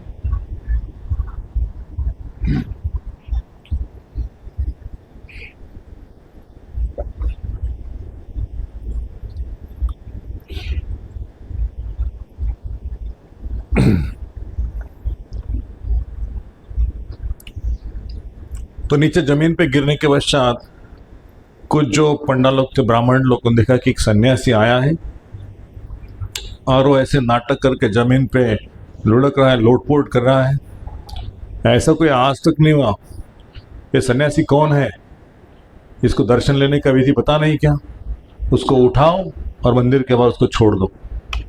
तो कुछ लोग आगे उठाने के लिए, तो वहाँ के जो प्रबंधक थे सारंग भट्टाचार्य, वो आके देख ले कि सन्यासी कोई साधारण सन्यासी नहीं है। वहाँ जाके उनको स्पर्श किया, देखा कि सन्यासी ये महाभाव के स्तर पे जो कोई जान सकता नहीं। फिर सारंग भट्टाचार्य जो थे वो शास्त्र विद्वान थे, उनको रस्म का पता था कि ये सन्यासी को कोई स्पर्श मत करो। उनका नाम संकीर्तन चालू किया भगवान के नाम का और उनको थोड़ा धीरे धीरे से उठाया और कहा कि श्रीपाद मेरा नमस्कार स्वीकार करो, मैं सारंग भट्टाचार्य आपका दास, आपकी सेवा के लिए मैं हाजिर हूँ, आपका रहने का प्रबंध मैं कर सकता हूँ, आप मेरे साथ चलिए। तो काशी मिश्र का जो घर है आज भी, गंभीरा राधाकांत मठ, उस मठ के अंदर एक रूम है, उसको गंभीरा नाम है। उस रूम के अंदर चैतन्य का निवास स्थान बना दिया और उनको एक दो सेवक दे दिए, गोविंद और काशीश्वर, उनकी सेवा में लगा दिया। जो काशीश्वर गोविंद जी थे ईश्वरपुरी के गुरु भाई के समान थे, उनको सेवा में लगा दिया। और चैतन्य वहाँ से दर्शन करने के लिए रोज आते थे और अपने भक्तों के साथ में संकीर्तन करते थे, सबसे मिलते थे और भगवान जगन्नाथ जी का प्रसाद आके सबको प्रसाद बांटते थे। तो ठाकुर हरिदास को जब मिले वो, लेकिन ठाकुर हरिदास नवद्वीप से फुलिया से आ गए जगन्नाथपुरी में। बहुत सारे भक्तों ने अपना स्थान छोड़ के वापिस जगन्नाथपुरी में निवास किया। जब महाप्रभु पुरी आ गए तो हमें नवद्वीप में क्या करना है, हम भी पुरी आ जाएंगे। तो पुरी में निवास किया। तो चैतन्य महाप्रभु 18 साल पुरी में निवास किए। अंतिम शेष जो 6 साल है वो तीर्थाटन भ्रमण किए। एक ढंग से भ्रमण करके फिर से आते थे, फिर से पुरी में जगन्नाथ जी का कीर्तन, भजन, सेवा, रथ यात्रा इत्यादि का आयोजन करते। बहुत सारे उत्सव होते जगन्नाथपुरी में, तो उत्सव में शामिल होते थे। तो एक बार ठाकुर हरदास की तो बहुत सारी लीलाएं हैं, सुबह मैंने चर्चा किया, लेकिन जो जगदानंद पंडित हैं, देवानंद पंडित हैं, ऐसे महान महान भक्तों के सानिध्य में आके महाप्रभु सेवा करे जगन्नाथ जी की। तो एक बार जगन्नाथ पंडित सोचा कि महाप्रभु इतने संकीर्तन करके घूम फिर के आते हैं तो उनके पैरों की मसाज करना चाहिए। गोविंद को कहा कि मैं आपको तेल ला के देता हूँ, बड़े अच्छे मसाज के तेल हैं। तो बड़े बड़े मटके भर भर के वो तेल लेके आए बैलगाड़ी में। उस समय नवद्वीप से सुगंधी तेल थे। तो महाप्रभु के रूम में ला के रख दिया गोविंद जी के पास। बोले कि इनको तेल से मसाज करना पूरे बॉडी को, उनकी सेवा करना। गोविंद बोला हाँ ठीक है। गोविंद ने तेल लेके जगदानंद सेवा दिया है, वो सब लेके आया है। तो महाप्रभु ने कहा कि जगदानंद कौन है, उसको पता है मैं सन्यासी हूँ, और एक सन्यासी को बॉडी को तेल लगाना शोभा नहीं देता। वो मेरा सन्यास धर्म भ्रष्ट करना चाहता है। ये तेल के डिब्बे उठा दो, उसको फेंक दो। महाप्रभु ने उसको उठाया और बाहर जमीन में उसको फेंक दिया। इतना महंगा तेल था, सुगंध द्रव्य था। भगवान के लिए क्या है, भगवान के समान ऐश्वर्य क्या है। तो भगवान लीला संपादन के उस तेल को फोड़ दिया, मटके को फोड़ दिया। जगदानंद आ गया, बोले क्या आपने भगवान को तेल लगा दिया? भगवान ने स्वीकार किया। बड़े कुतूहल से पूछ रहा है। नहीं नहीं, भगवान गुस्सा हो गए, सारे तेल के मटके देख रहे हो, सारा तेल जमीन पे बिखर गया है और मटके फूट गए हैं। बहुत गुस्सा है। जगह वहाँ से निकल गया, बहुत गुस्सा किया जगदानंद, और अपने रूम में जाके लॉकअप करके बैठा। वो 2 दिन बाहर ही निकला नहीं। जगह रोज मिलने आता था, महाप्रभु को मिलने नहीं, तो महाप्रभु का मन अस्वस्थ हो गया। बोले मेरा भक्त जगदानंद अभी तक क्यों नहीं है मुझे मिलने के लिए? बोले उसका तेल अपने फेंक दिया ना, वो नाराज हो गया आपके ऊपर, उसको गुस्सा आया है। देखो भगवान के साथ भी उनके श्रेष्ठतम भक्तों का गुस्सा है ना, वो ट्रांसेंडेंटल है, हमारे स्तर का गुस्सा नहीं है। वो लॉकअप में जाके बैठा है और वो कुछ खाना पीना सब कुछ छोड़ दिया उसने, 3 दिन से कुछ खाया नहीं है। भगवान बहुत दुखी हो गए। बोले जगदानंद कैसे हम मना सकते हैं? उसको बोलो कि मैं जगन्नाथ का दर्शन करके महाप्रसाद देने के लिए उसके घर पे आ रहा हूँ, वो कुछ मेरे लिए प्रसाद बनाए। अभी वैष्णव को जाके बोलते जगदानंद को, जगदानंद जगदानंद उठो उठो, महाप्रभु आने वाले, आपका प्रसाद ग्रहण करेंगे। तो जगदानंद बहुत खुश हो गया। बोले मेरे घर पे आ रहे, प्रसाद बनाना है। तो सारे व्यंजनों को इकट्ठा किया, बनाना शुरुआत कर दिया, और महाप्रभु दर्शन करके दोपहर के समय से घर में आ गए। बैठने के लिए आसन दे दिया, नमस्कार किया, दंडवत प्रणाम करके पाद्य आचमन सब कुछ देके भगवान को बिठा दिया। बोले कि आप जैसे सन्यासी मेरे घर पे आए हैं और मेरे से भोजन की अपेक्षा करते हैं, मैं कितना भाग्यशाली हूँ। जन्मों जन्मों का पुण्य मुझे प्राप्त हो गया आपका सेवा करके। तो परोसने लगे उनको, अलग अलग बर्तन रख देते, मिट्टी के बर्तन थे, सारे व्यंजन उसमें रख दिए। हर प्रकार के भात थे, राइस से बने व्यंजन, दूध के बने व्यंजन थे, और दाल, पकोड़ा, गुलाब जामुन, ऐसे बहुत सारे, खीर, मंगल आइटम सब थे उस समय। और महाप्रभु को परेशानी लगे। महाराज जगदानंद बस कितना सेवा करते हो, बात हो गया। बोले कुछ मत बोलना, मुझे मालूम है हर 1 घंटे में आप 56 भोग खाते हो, और यहाँ पे आप नाटक मत करो, मैं जो परस रहा हूँ आपको खाना पड़ेगा। अब गुस्सा शांत करने के लिए आए थे जगदानंद का, अभी कुछ बोल नहीं पा रहे थे। आप इसको गुस्सा आ जाएगा तो वो सब प्रसाद को ही फेंक देगा। नहीं खाते तो जगदानंद मैं खा रहा हूँ ना, आप प्रेम से मुझे सेवा करें ना, मैं संतुष्ट हूँ ना, आप खुश है ना? बोले हाँ महाप्रभु मैं खुश हूँ, और ले लो और ले लो। हर प्रकार के पूरी, सब्जी, हलवा सब कुछ उनके प्लेट में आ रहा है, भगवान खा रहे, जगन्नाथ जी के जैसा, कुछ बोल नहीं पा रहे। तो सब प्रसाद ग्रहण करने के बाद जगन्नाथ खुश हो गया। महाप्रभु को तांबूल पत्र दे दिया, उनको नमस्कार किया, बैठने के लिए, विश्राम करने के लिए उनको बिछाना दे दिया। महाप्रभु कुछ सोए नहीं। बोले जगदानंद आप मेरे ऊपर संतुष्ट हो, नाराज नहीं है ना? मैं निकलूं? बोले महाप्रभु फिर कब आओगे, फिर आना पड़ेगा। तो बोले हाँ थोड़ी देर में आ जाऊंगा, लेकिन आप मेरे घर पे आना, गंभीरा में आना, भगवान की चर्चा करेंगे, हम कथा करेंगे, कीर्तन करेंगे। तो महाप्रभु निकल गए वहाँ से, फिर से गंभीरा में आके भगवान के नाम का कीर्तन जप।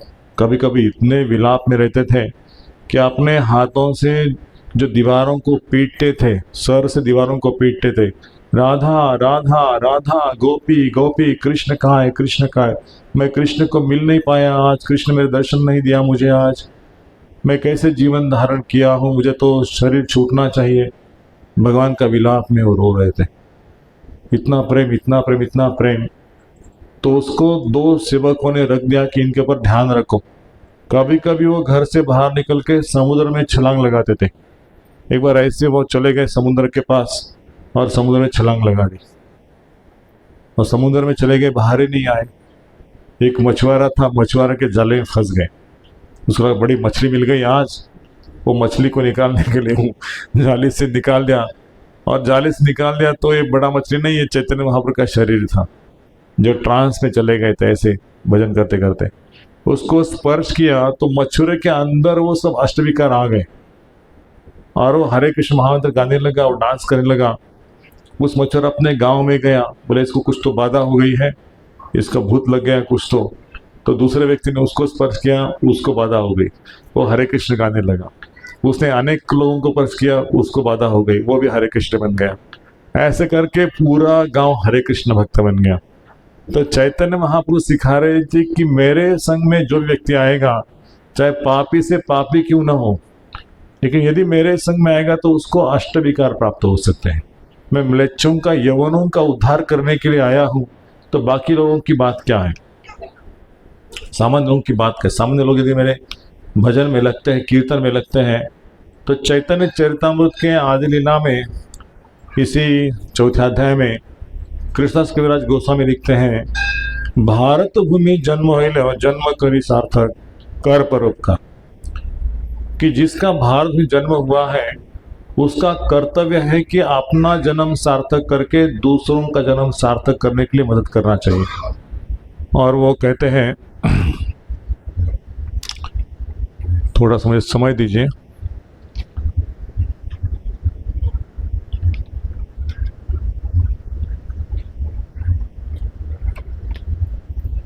चौथा अध्याय,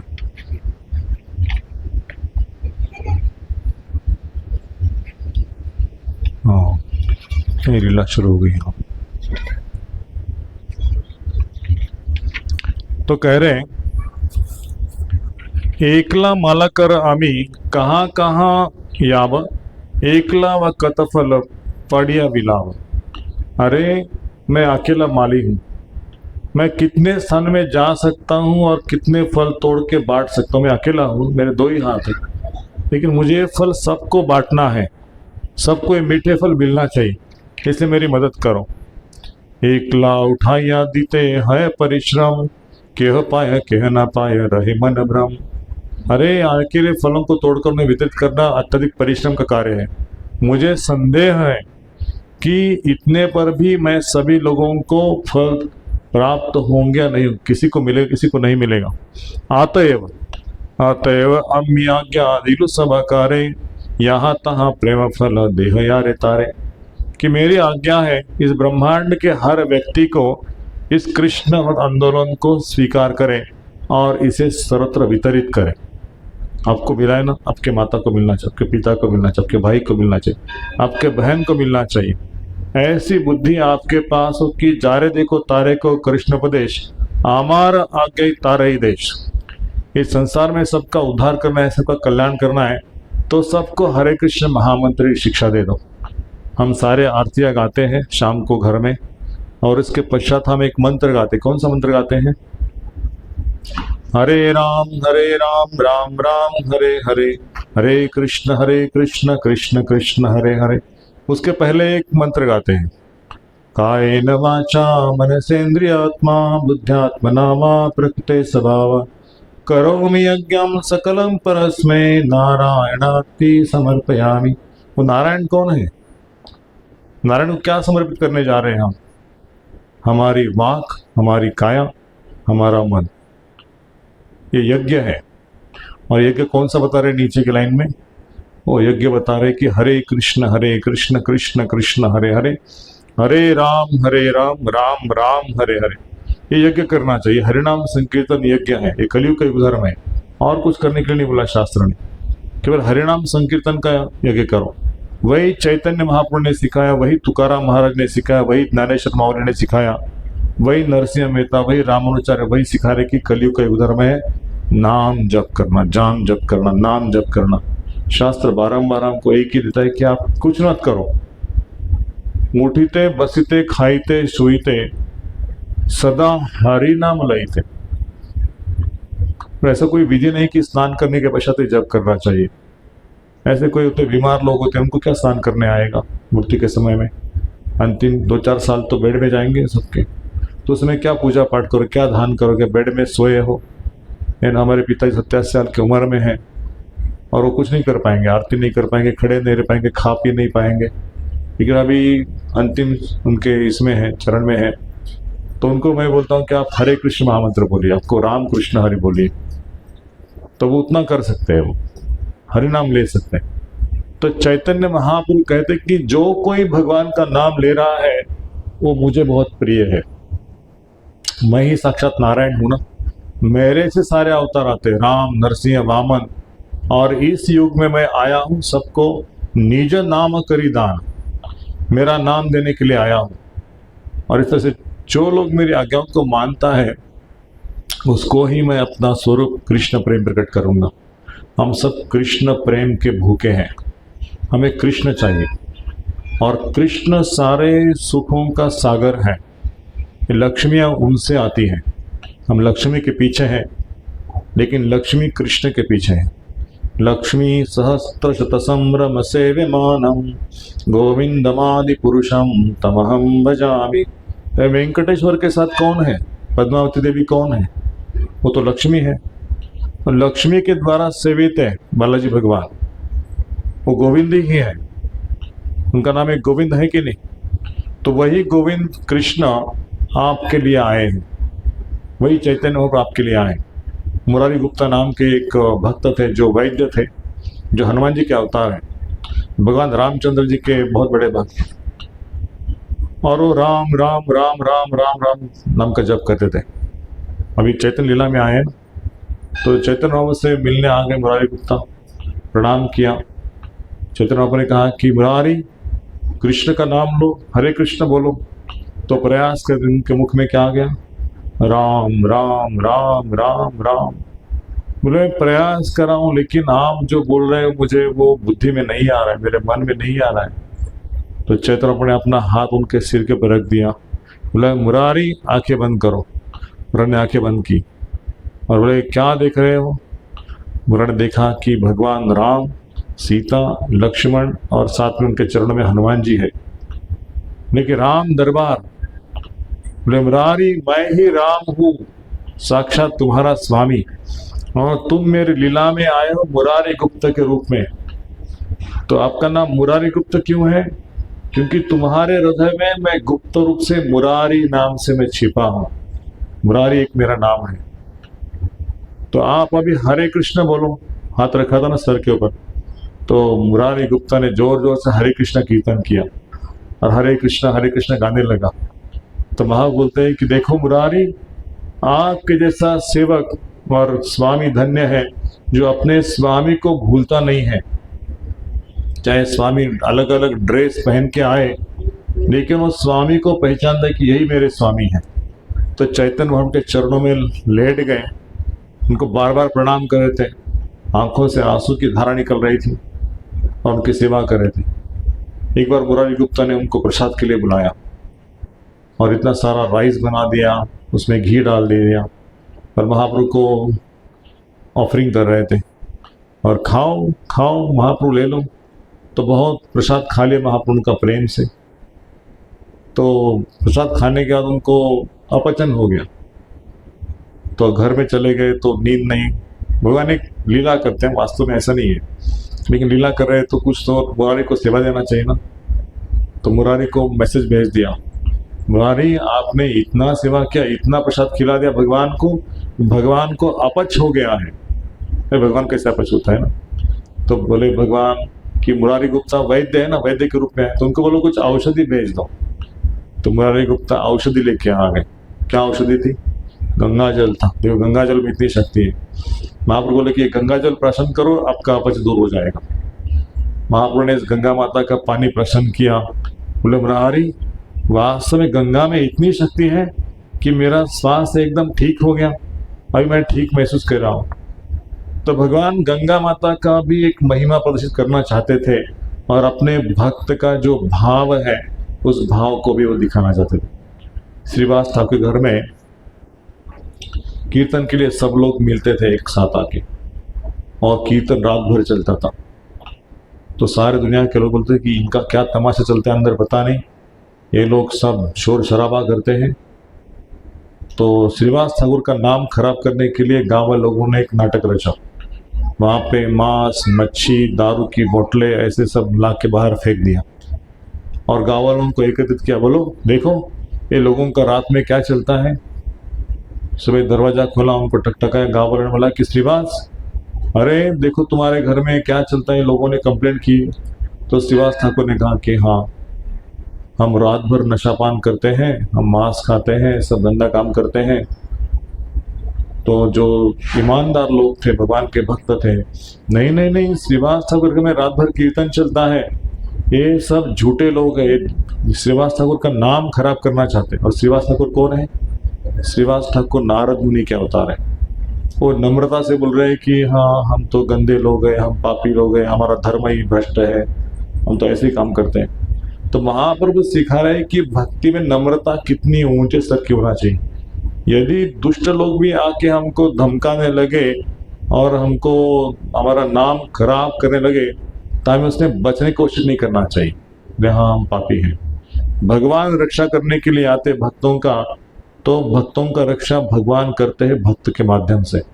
तो गांव लोगों ने कहा नहीं, ये तो भक्त हैं, ये झूठ बोल रहे लोग, तुम चले जाओ। श्रीवास ठाकुर तो उत्तम भक्त है, उनकी रक्षा हो गई। एक दिन उनके घर में एक कीर्तन देखने के लिए एक तपस्वी ब्राह्मण आ गया। वो श्रीवास को बोला कि आपके घर में इतना कीर्तन चलता है, मुझे दर्शन करना है चैतन्य महाप्रभु का, इतने सुंदर नाचते हैं, गाते हैं, सब भाव में क्या भाव है, मुझे समझना है, दर्शन करना है। तो उसने बोला कि हाँ दर्शन करो, क्योंकि आप तपस्वी हो, दूध पी के तपस्या करते हो, कुछ खाते पीते नहीं, तो आप खिड़की में से दर्शन करो, थोड़ा सा खिड़की को मैं खोल देता हूँ, वहां से दर्शन करो। और सब लोग अंदर थे, वहां पे किसी को प्रवेश नहीं था। और रास नृत्य भगवान का, रास स्थली है श्रीवासांगा। तो कुछ गिने चुने भगवान के जो इंटरिम पार्षद है उनको वहां पे अनुमति था।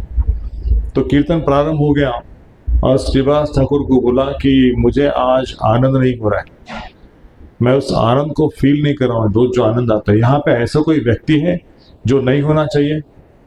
महाप्रभु नहीं नहीं, सब भक्त लोग हैं, सब ब्राह्मण पंडित, सब भक्त वैष्णव लोग हैं, कोई नहीं ऐसा, सब वैष्णव है। नहीं नहीं, यहाँ पे ऐसा कोई व्यक्ति जरूर है जो नहीं होना चाहिए। तो आप सब अंतर्यामी है ना, सब जानते हैं ना भगवान। तो वो श्रीवास ठाकुर ने कहा कि हाँ एक व्यक्ति है, लेकिन वो ब्राह्मण है, दूध पी के तपस्या करता है। तो महाप्रभु बोले उसको बुलाओ। उसको बुलाया। ले ब्राह्मण, क्या सोचते हो, दूध पी के कोई मुझे प्राप्त कर सकता है? मैं तपस्या से प्रसन्न नहीं होता, ना मैं वेदाध्ययन से प्रसन्न होता हूँ, ना मैं दान से प्रसन्न होता हूँ, ना मैं यज्ञ से प्रसन्न होता हूँ। आप क्या सोचते, आप चले जाओ यहाँ से, आपका सब धर्म भ्रष्ट है। वो ब्राह्मण मन में सोचना कि मैंने क्या पाप किया, पता नहीं, मैं भगवान का दर्शन करने के लिए लायक नहीं हूँ, भगवान सही कह रहे। और मन में ग्लानि आ गई उसको रिपेंटेंस हो गया, पछतावा हो गया। महाप्रभु ने कहा श्रीवास जाके उस ब्राह्मण को फिर से बुलाओ। फिर से ब्राह्मण को बुलाया। बोले ब्राह्मण, तुम समझ गए ना वेदों का अर्थ क्या है? वेदों का अर्थ है कि मेरी भक्ति करना, मुझे भक्ति से प्रसन्न कर सकते हैं। मुझे शास्त्र अध्ययन से नहीं, तपस्या से नहीं, दान से नहीं, किसी यज्ञ से नहीं, मैं केवल भक्तों के भक्ति से प्रसन्न होता हूँ। आप मेरे भक्तों की सेवा करो, तत्पश्चात मुझे आप मेरा दर्शन कर सकते हैं। तो ब्राह्मण को शेल्टर दे दिया। लेकिन भगवान हर एक लीला में सिखा रहे हैं कैसे भक्ति भगवान को पसंद है। एक स्त्री थी, लास्ट अंतिम लीला करके मैं एंड करता हूँ, कि एक दुखी नाम की स्त्री थी। सारे वैष्णव संकीर्तन के लिए जाते थे और वापिस स्नान करने के लिए आते थे कीर्तन करके। दिन भर कीर्तन किया तो शाम को स्नान करना है। तो एक स्त्री देखती थी कि ये सब लोग जाते हैं, तो मैं इनकी सेवा क्या करूँ तो उसके मन में आया कि मैं यहाँ पे जो टैंक है पानी का उसको भर के रखती हूँ।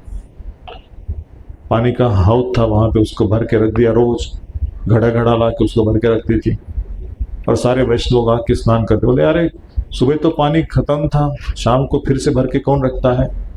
कोई आप में से कोई सेवा करता है क्या? तो किसी वैष्णव ने कि मैंने सेवा किया। हम लोग खुद तो बोलते थे कि महाप्रभु को बोलो मेरा नाम, मैं सेवा करता हूँ यहाँ पे, ऐसे हम बोलते थे। लेकिन किसी ने नहीं बोला, सब प्रामाणिक थे कि मैंने नहीं किया, मैंने नहीं किया, मैंने नहीं किया। तो उनमें से चतुराम ने कहा क्या रे तुम लोग बोलते मैंने नहीं किया, तो आज ऐसा करो कि 2 लोग रुक जाओ और बाकी सब संकीर्तन के लिए जाओ, देखो कौन सेवा करता है। तो 2 लोग छिपे रहे और वो माता आ गई, उसे सेवा प्रारंभ कर दिया, पूरा हाउस भर दिया। और बाद में उस माता जी को बोला कि आप आज शाम को रुकिए थोड़ा समय के लिए। तो सब लोग आ गए, स्नान वान हो गया। चेतना बाबू ने पूछा कि कौन है वो सेवा करने वाला, पता चला? बोले हाँ वो एक स्त्री है। वो स्त्री को बुलाओ। उस स्त्री को बुलाया, वो बूढ़ी स्त्री थी। माता को पूछा माता आपका नाम क्या है? बोले मेरा नाम दुखी है। मतलब वैष्णव की सेवा करती हो और आपका नाम दुखी? संभव नहीं, आज से आपका नाम सुखी। महापुरुष का नाम सुखी कर दिया। जैसे महापुरुष को दृष्टि दे दिया, उसके ऊपर दर्शन दे दिया, उसकी आंखों से पानी बहने लगा। वो प्रेम से लथपथ हो गई, अष्टविकार प्राप्त हो गए। महाप्रभु बोले कि आपका जन्म सार्थक हो गया, आप भगवान की शुद्ध भक्त हैं। मैं आपको आशीर्वाद कि भगवान श्री कृष्ण की आपको प्राप्ति हो। तो चैतन्य महाप्रभु सारे वैष्णव को सिखा रहे थे कि मुझे कौन सा भक्त पसंद है। मुझे वो भक्त पसंद है जो सबकी सेवा करके कुछ श्रेय नहीं लेना चाहता, केवल वो सेवा के लिए सेवा करता है। उसको कभी ऐसा लगता है कि अरे मैं बड़ा भक्त, तो मेरा नाम आगे आना चाहिए, मेरा नाम आगे आना चाहिए। वो केवल सेवा के लिए सेवा करता है, वैष्णव की प्रसन्नता के लिए।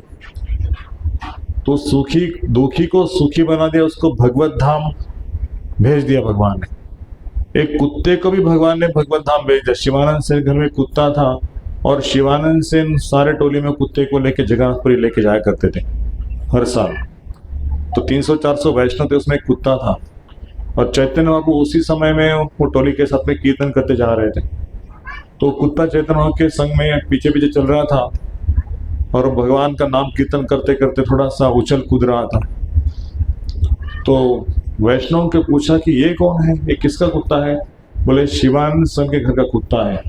तो महाप्रभु ने अपने झोले में थोड़ा प्रसाद निकाला और उस कुत्ते को खिलाया और उसको कहा कि पपी आप भगवान का नाम ले लो, हरे कृष्णा बोलो।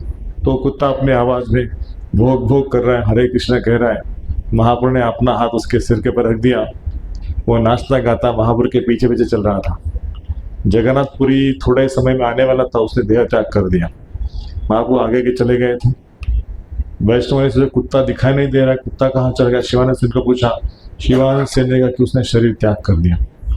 जाके महाप्रभु को बोल दो, महाप्रभु को बोल दो कि शिवानंद सेन कुत्ते ने शरीर त्याग किया। तो महाप्रभु को बोल दिया जाके कि शिवानंद सेन कुत्ता मर गया। तो चैतन्य महाप्रभु ने कहा कि शिवानंद सेन का कुत्ते को भगवत धाम की प्राप्ति हो गई। महाप्रभु कह रहे हैं। तो महाप्रभु क्या सिखा रहे हैं कि जो वैष्णव के संग में चाहे कुत्ता क्यों ना हो, लेकिन वो हरि नाम लेता है, हरि नाम सुनता है न कानों से, तो उसके हृदय में मैं प्रवेश करता हूँ। उसकी बुद्धि शरीर छोड़ते समय कृष्ण भावनावित हो जाती है। ये जीवन का सार है।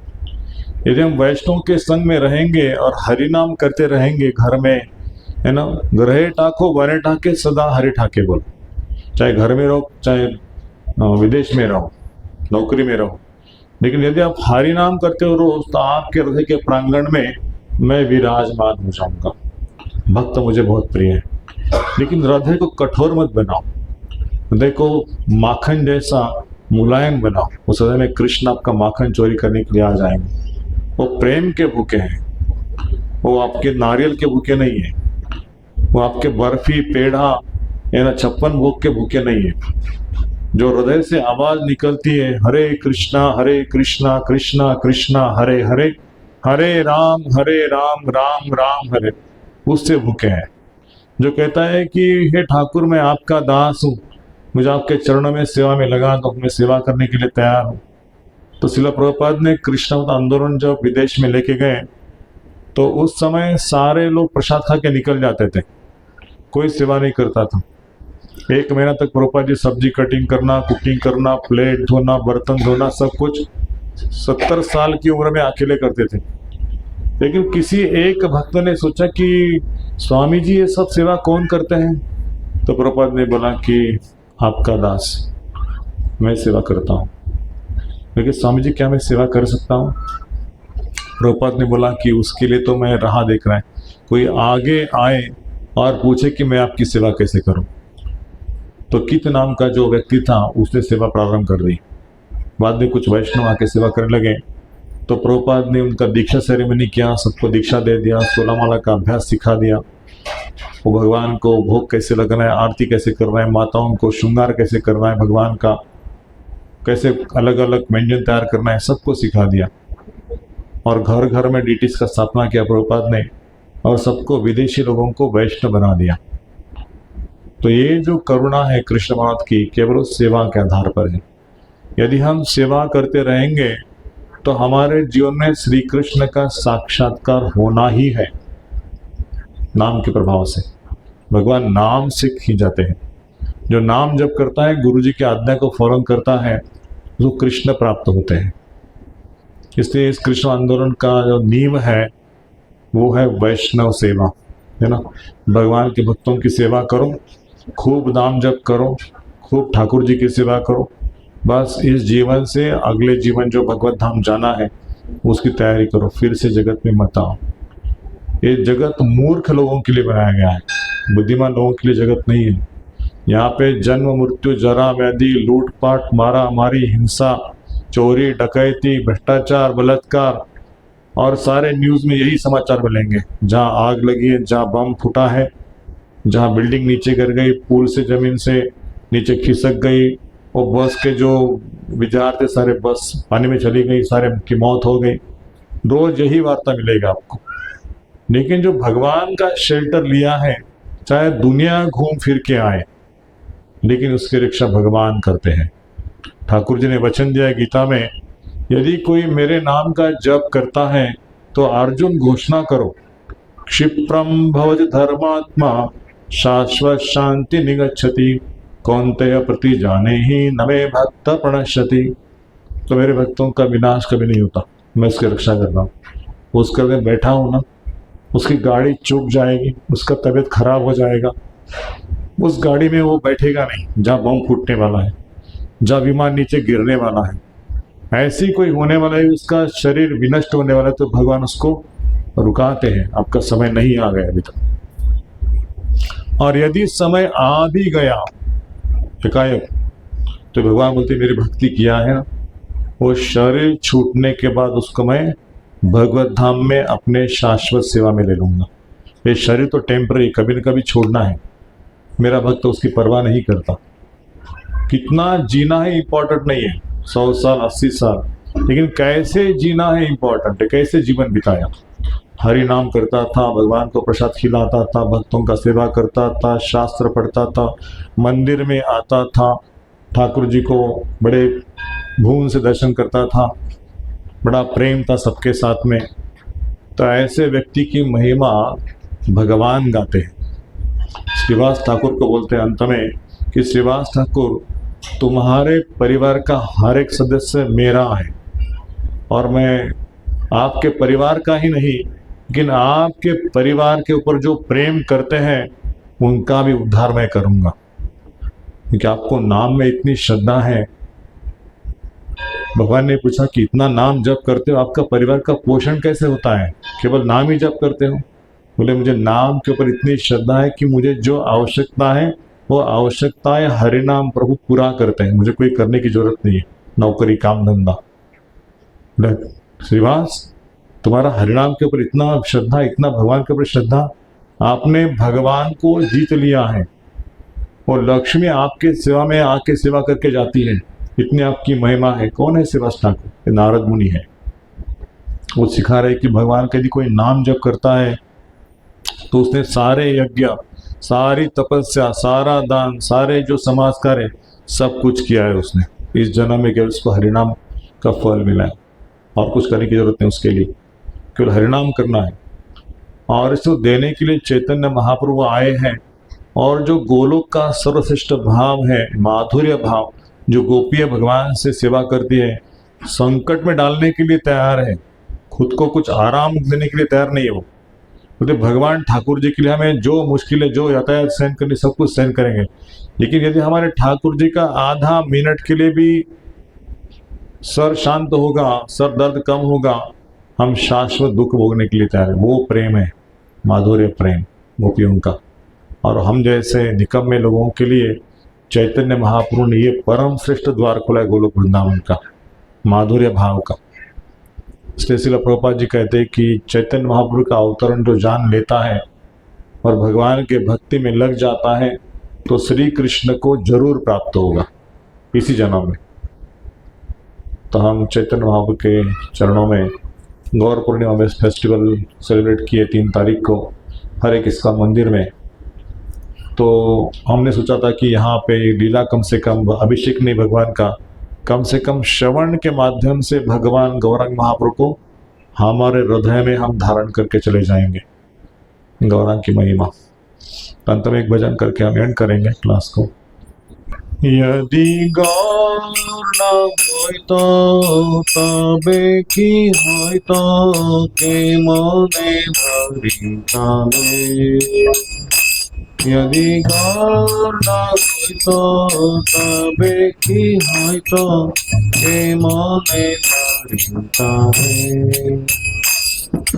राधार महिमा प्रेम रस सीमा जगते जानाते के। राधार महिमा प्रेम रस सीमा जगते जानाते के। यदि गौर न होइतो तबे की होइतो के मने धरि कामे।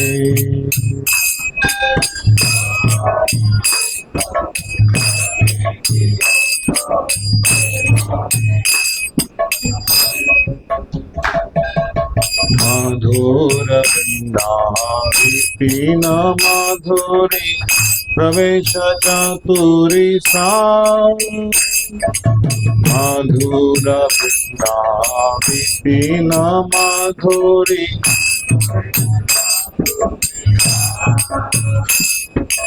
ब्रज युवती भावेर भक्ति सकते होइतो का।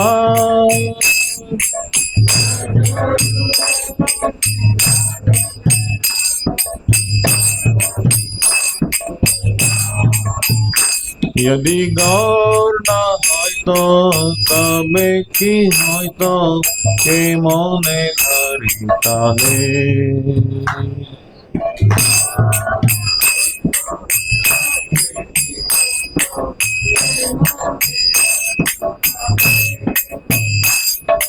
गाओ गाओ पूना गौरांगे रघुना सरल करिया मान।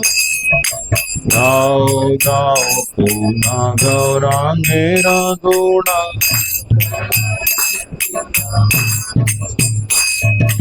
गाओ गाओ पूना गौरांगे रघुना सरल करिया मान। गाओ गाओ पूना गौरांगे रघुना।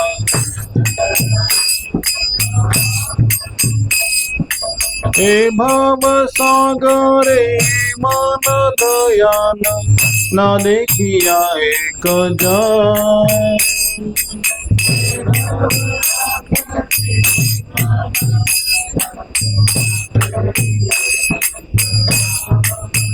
हे भाव सागरे मान दयान ना देखिया एक जान।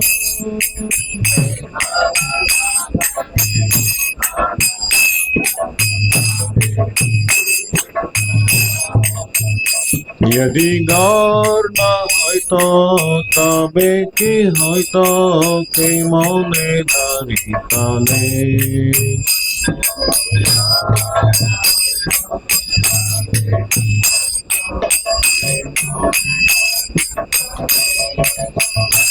আমি গৌরাঙ্গ বলিয়া না গেন গলিয়া কে মনে ধরিনু নে। আমি গৌরাঙ্গ বলিয়া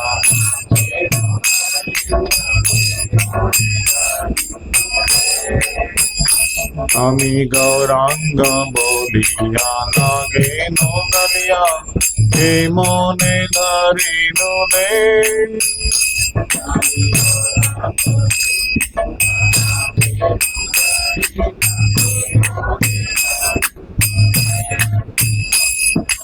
বাসুরাইয়া পাষাণ দিয়া কে মনে গড়িয়াছে।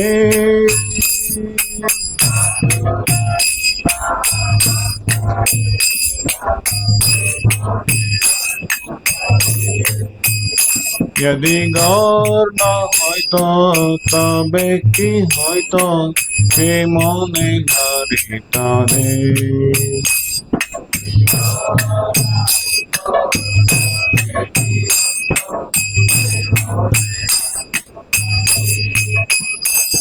इसका ट्रांसलेशन हम पढ़ेंगे। यदि भगवान गौर इस कलयुग में युगावतरित के रूप में प्रकट न होते तब हमारा क्या होता, हम अपने जीवन कैसे धारण करते। इस ब्रह्मांड में श्री राधा जी की महिमा गान एवं कीर्ति से निर्मित प्रेमपूर्ण रसों की श्रेष्ठतम सीमाओं के विषय में कभी भी कौन जान पाता। प्रेमपूर्ण परम आनंदित भाव सहित भक्ति करने की शक्ति किसमें होती जो व्रज की बालाओं के पदचिन्हों का अनुसरण करती। वास्तव में तो वृंदा देवी के सर्वोच्च मधुर वन में प्रवेश करने के लिए व्रज की गोपियों की चातुर्यपूर्ण कुशलता या निपुणता अत्यंत आवश्यक है। ओ कृपया भगवान गौरंग के महिमापूर्ण यशप्रद गुणों का बार बार गान कीजिए। अपने हृदय को निष्कपट सरल बनाकर रखने का प्रयास कीजिए। इस अज्ञानता रूपी सागर में किसी एक व्यक्ति ने भी उनके समान इतना अत्यंत उदार महापुरुष कभी नहीं देखा है। यद्यपि मैं भगवान गौरांग के पवित्र नाम का उच्चारण करता हूँ, फिर भी मैं प्रेमानंद भाव विकसित नहीं कर पाया। अभी तक कैसे मैंने इस शरीर के बोझ को पालन किया है। सृष्टिकर्ता ने वासुदेव घोष के हृदय के स्थान पर एक पत्थर रखकर इस शरीर को आकृति प्रदान करके तैयार किया है। तो हमारे लिए ये संदेश है। वासुदेव घोष, माधव घोष, गोविंद घोष ये भगवान के शाश्वत पार्षद गोलोक वृंदावन से। लेकिन भजन इसलिए थे कि हम भगवान चैतन्य महाप्रभु के मिशन में अभी तक सीरियस नहीं बने। हमको चैतन्य की लीलाओं के बारे में पता नहीं है, वो क्या देने वाले हैं। हम नाम जब क्यों नहीं करते, हमारा हृदय जो पत्थर के समान क्यों है, वो पिघलता क्यों नहीं है भगवान का नाम लेने के पश्चात। भोग वासनाएं क्यों है इस हृदय में। इस भोग वासनाओं का त्याग करो, भगवान की प्रसन्नता के लिए सेवा करो। भगवान चैतन्य को वो सुख प्रदान करने के लिए आए हैं जो किसी को किसी अवतार में दिया नहीं था। इसलिए वो भजन लिखा है। यदि गौर, गौर मतलब गौरांग महाप्रभु। तो हम यहाँ पे विराम देते हैं।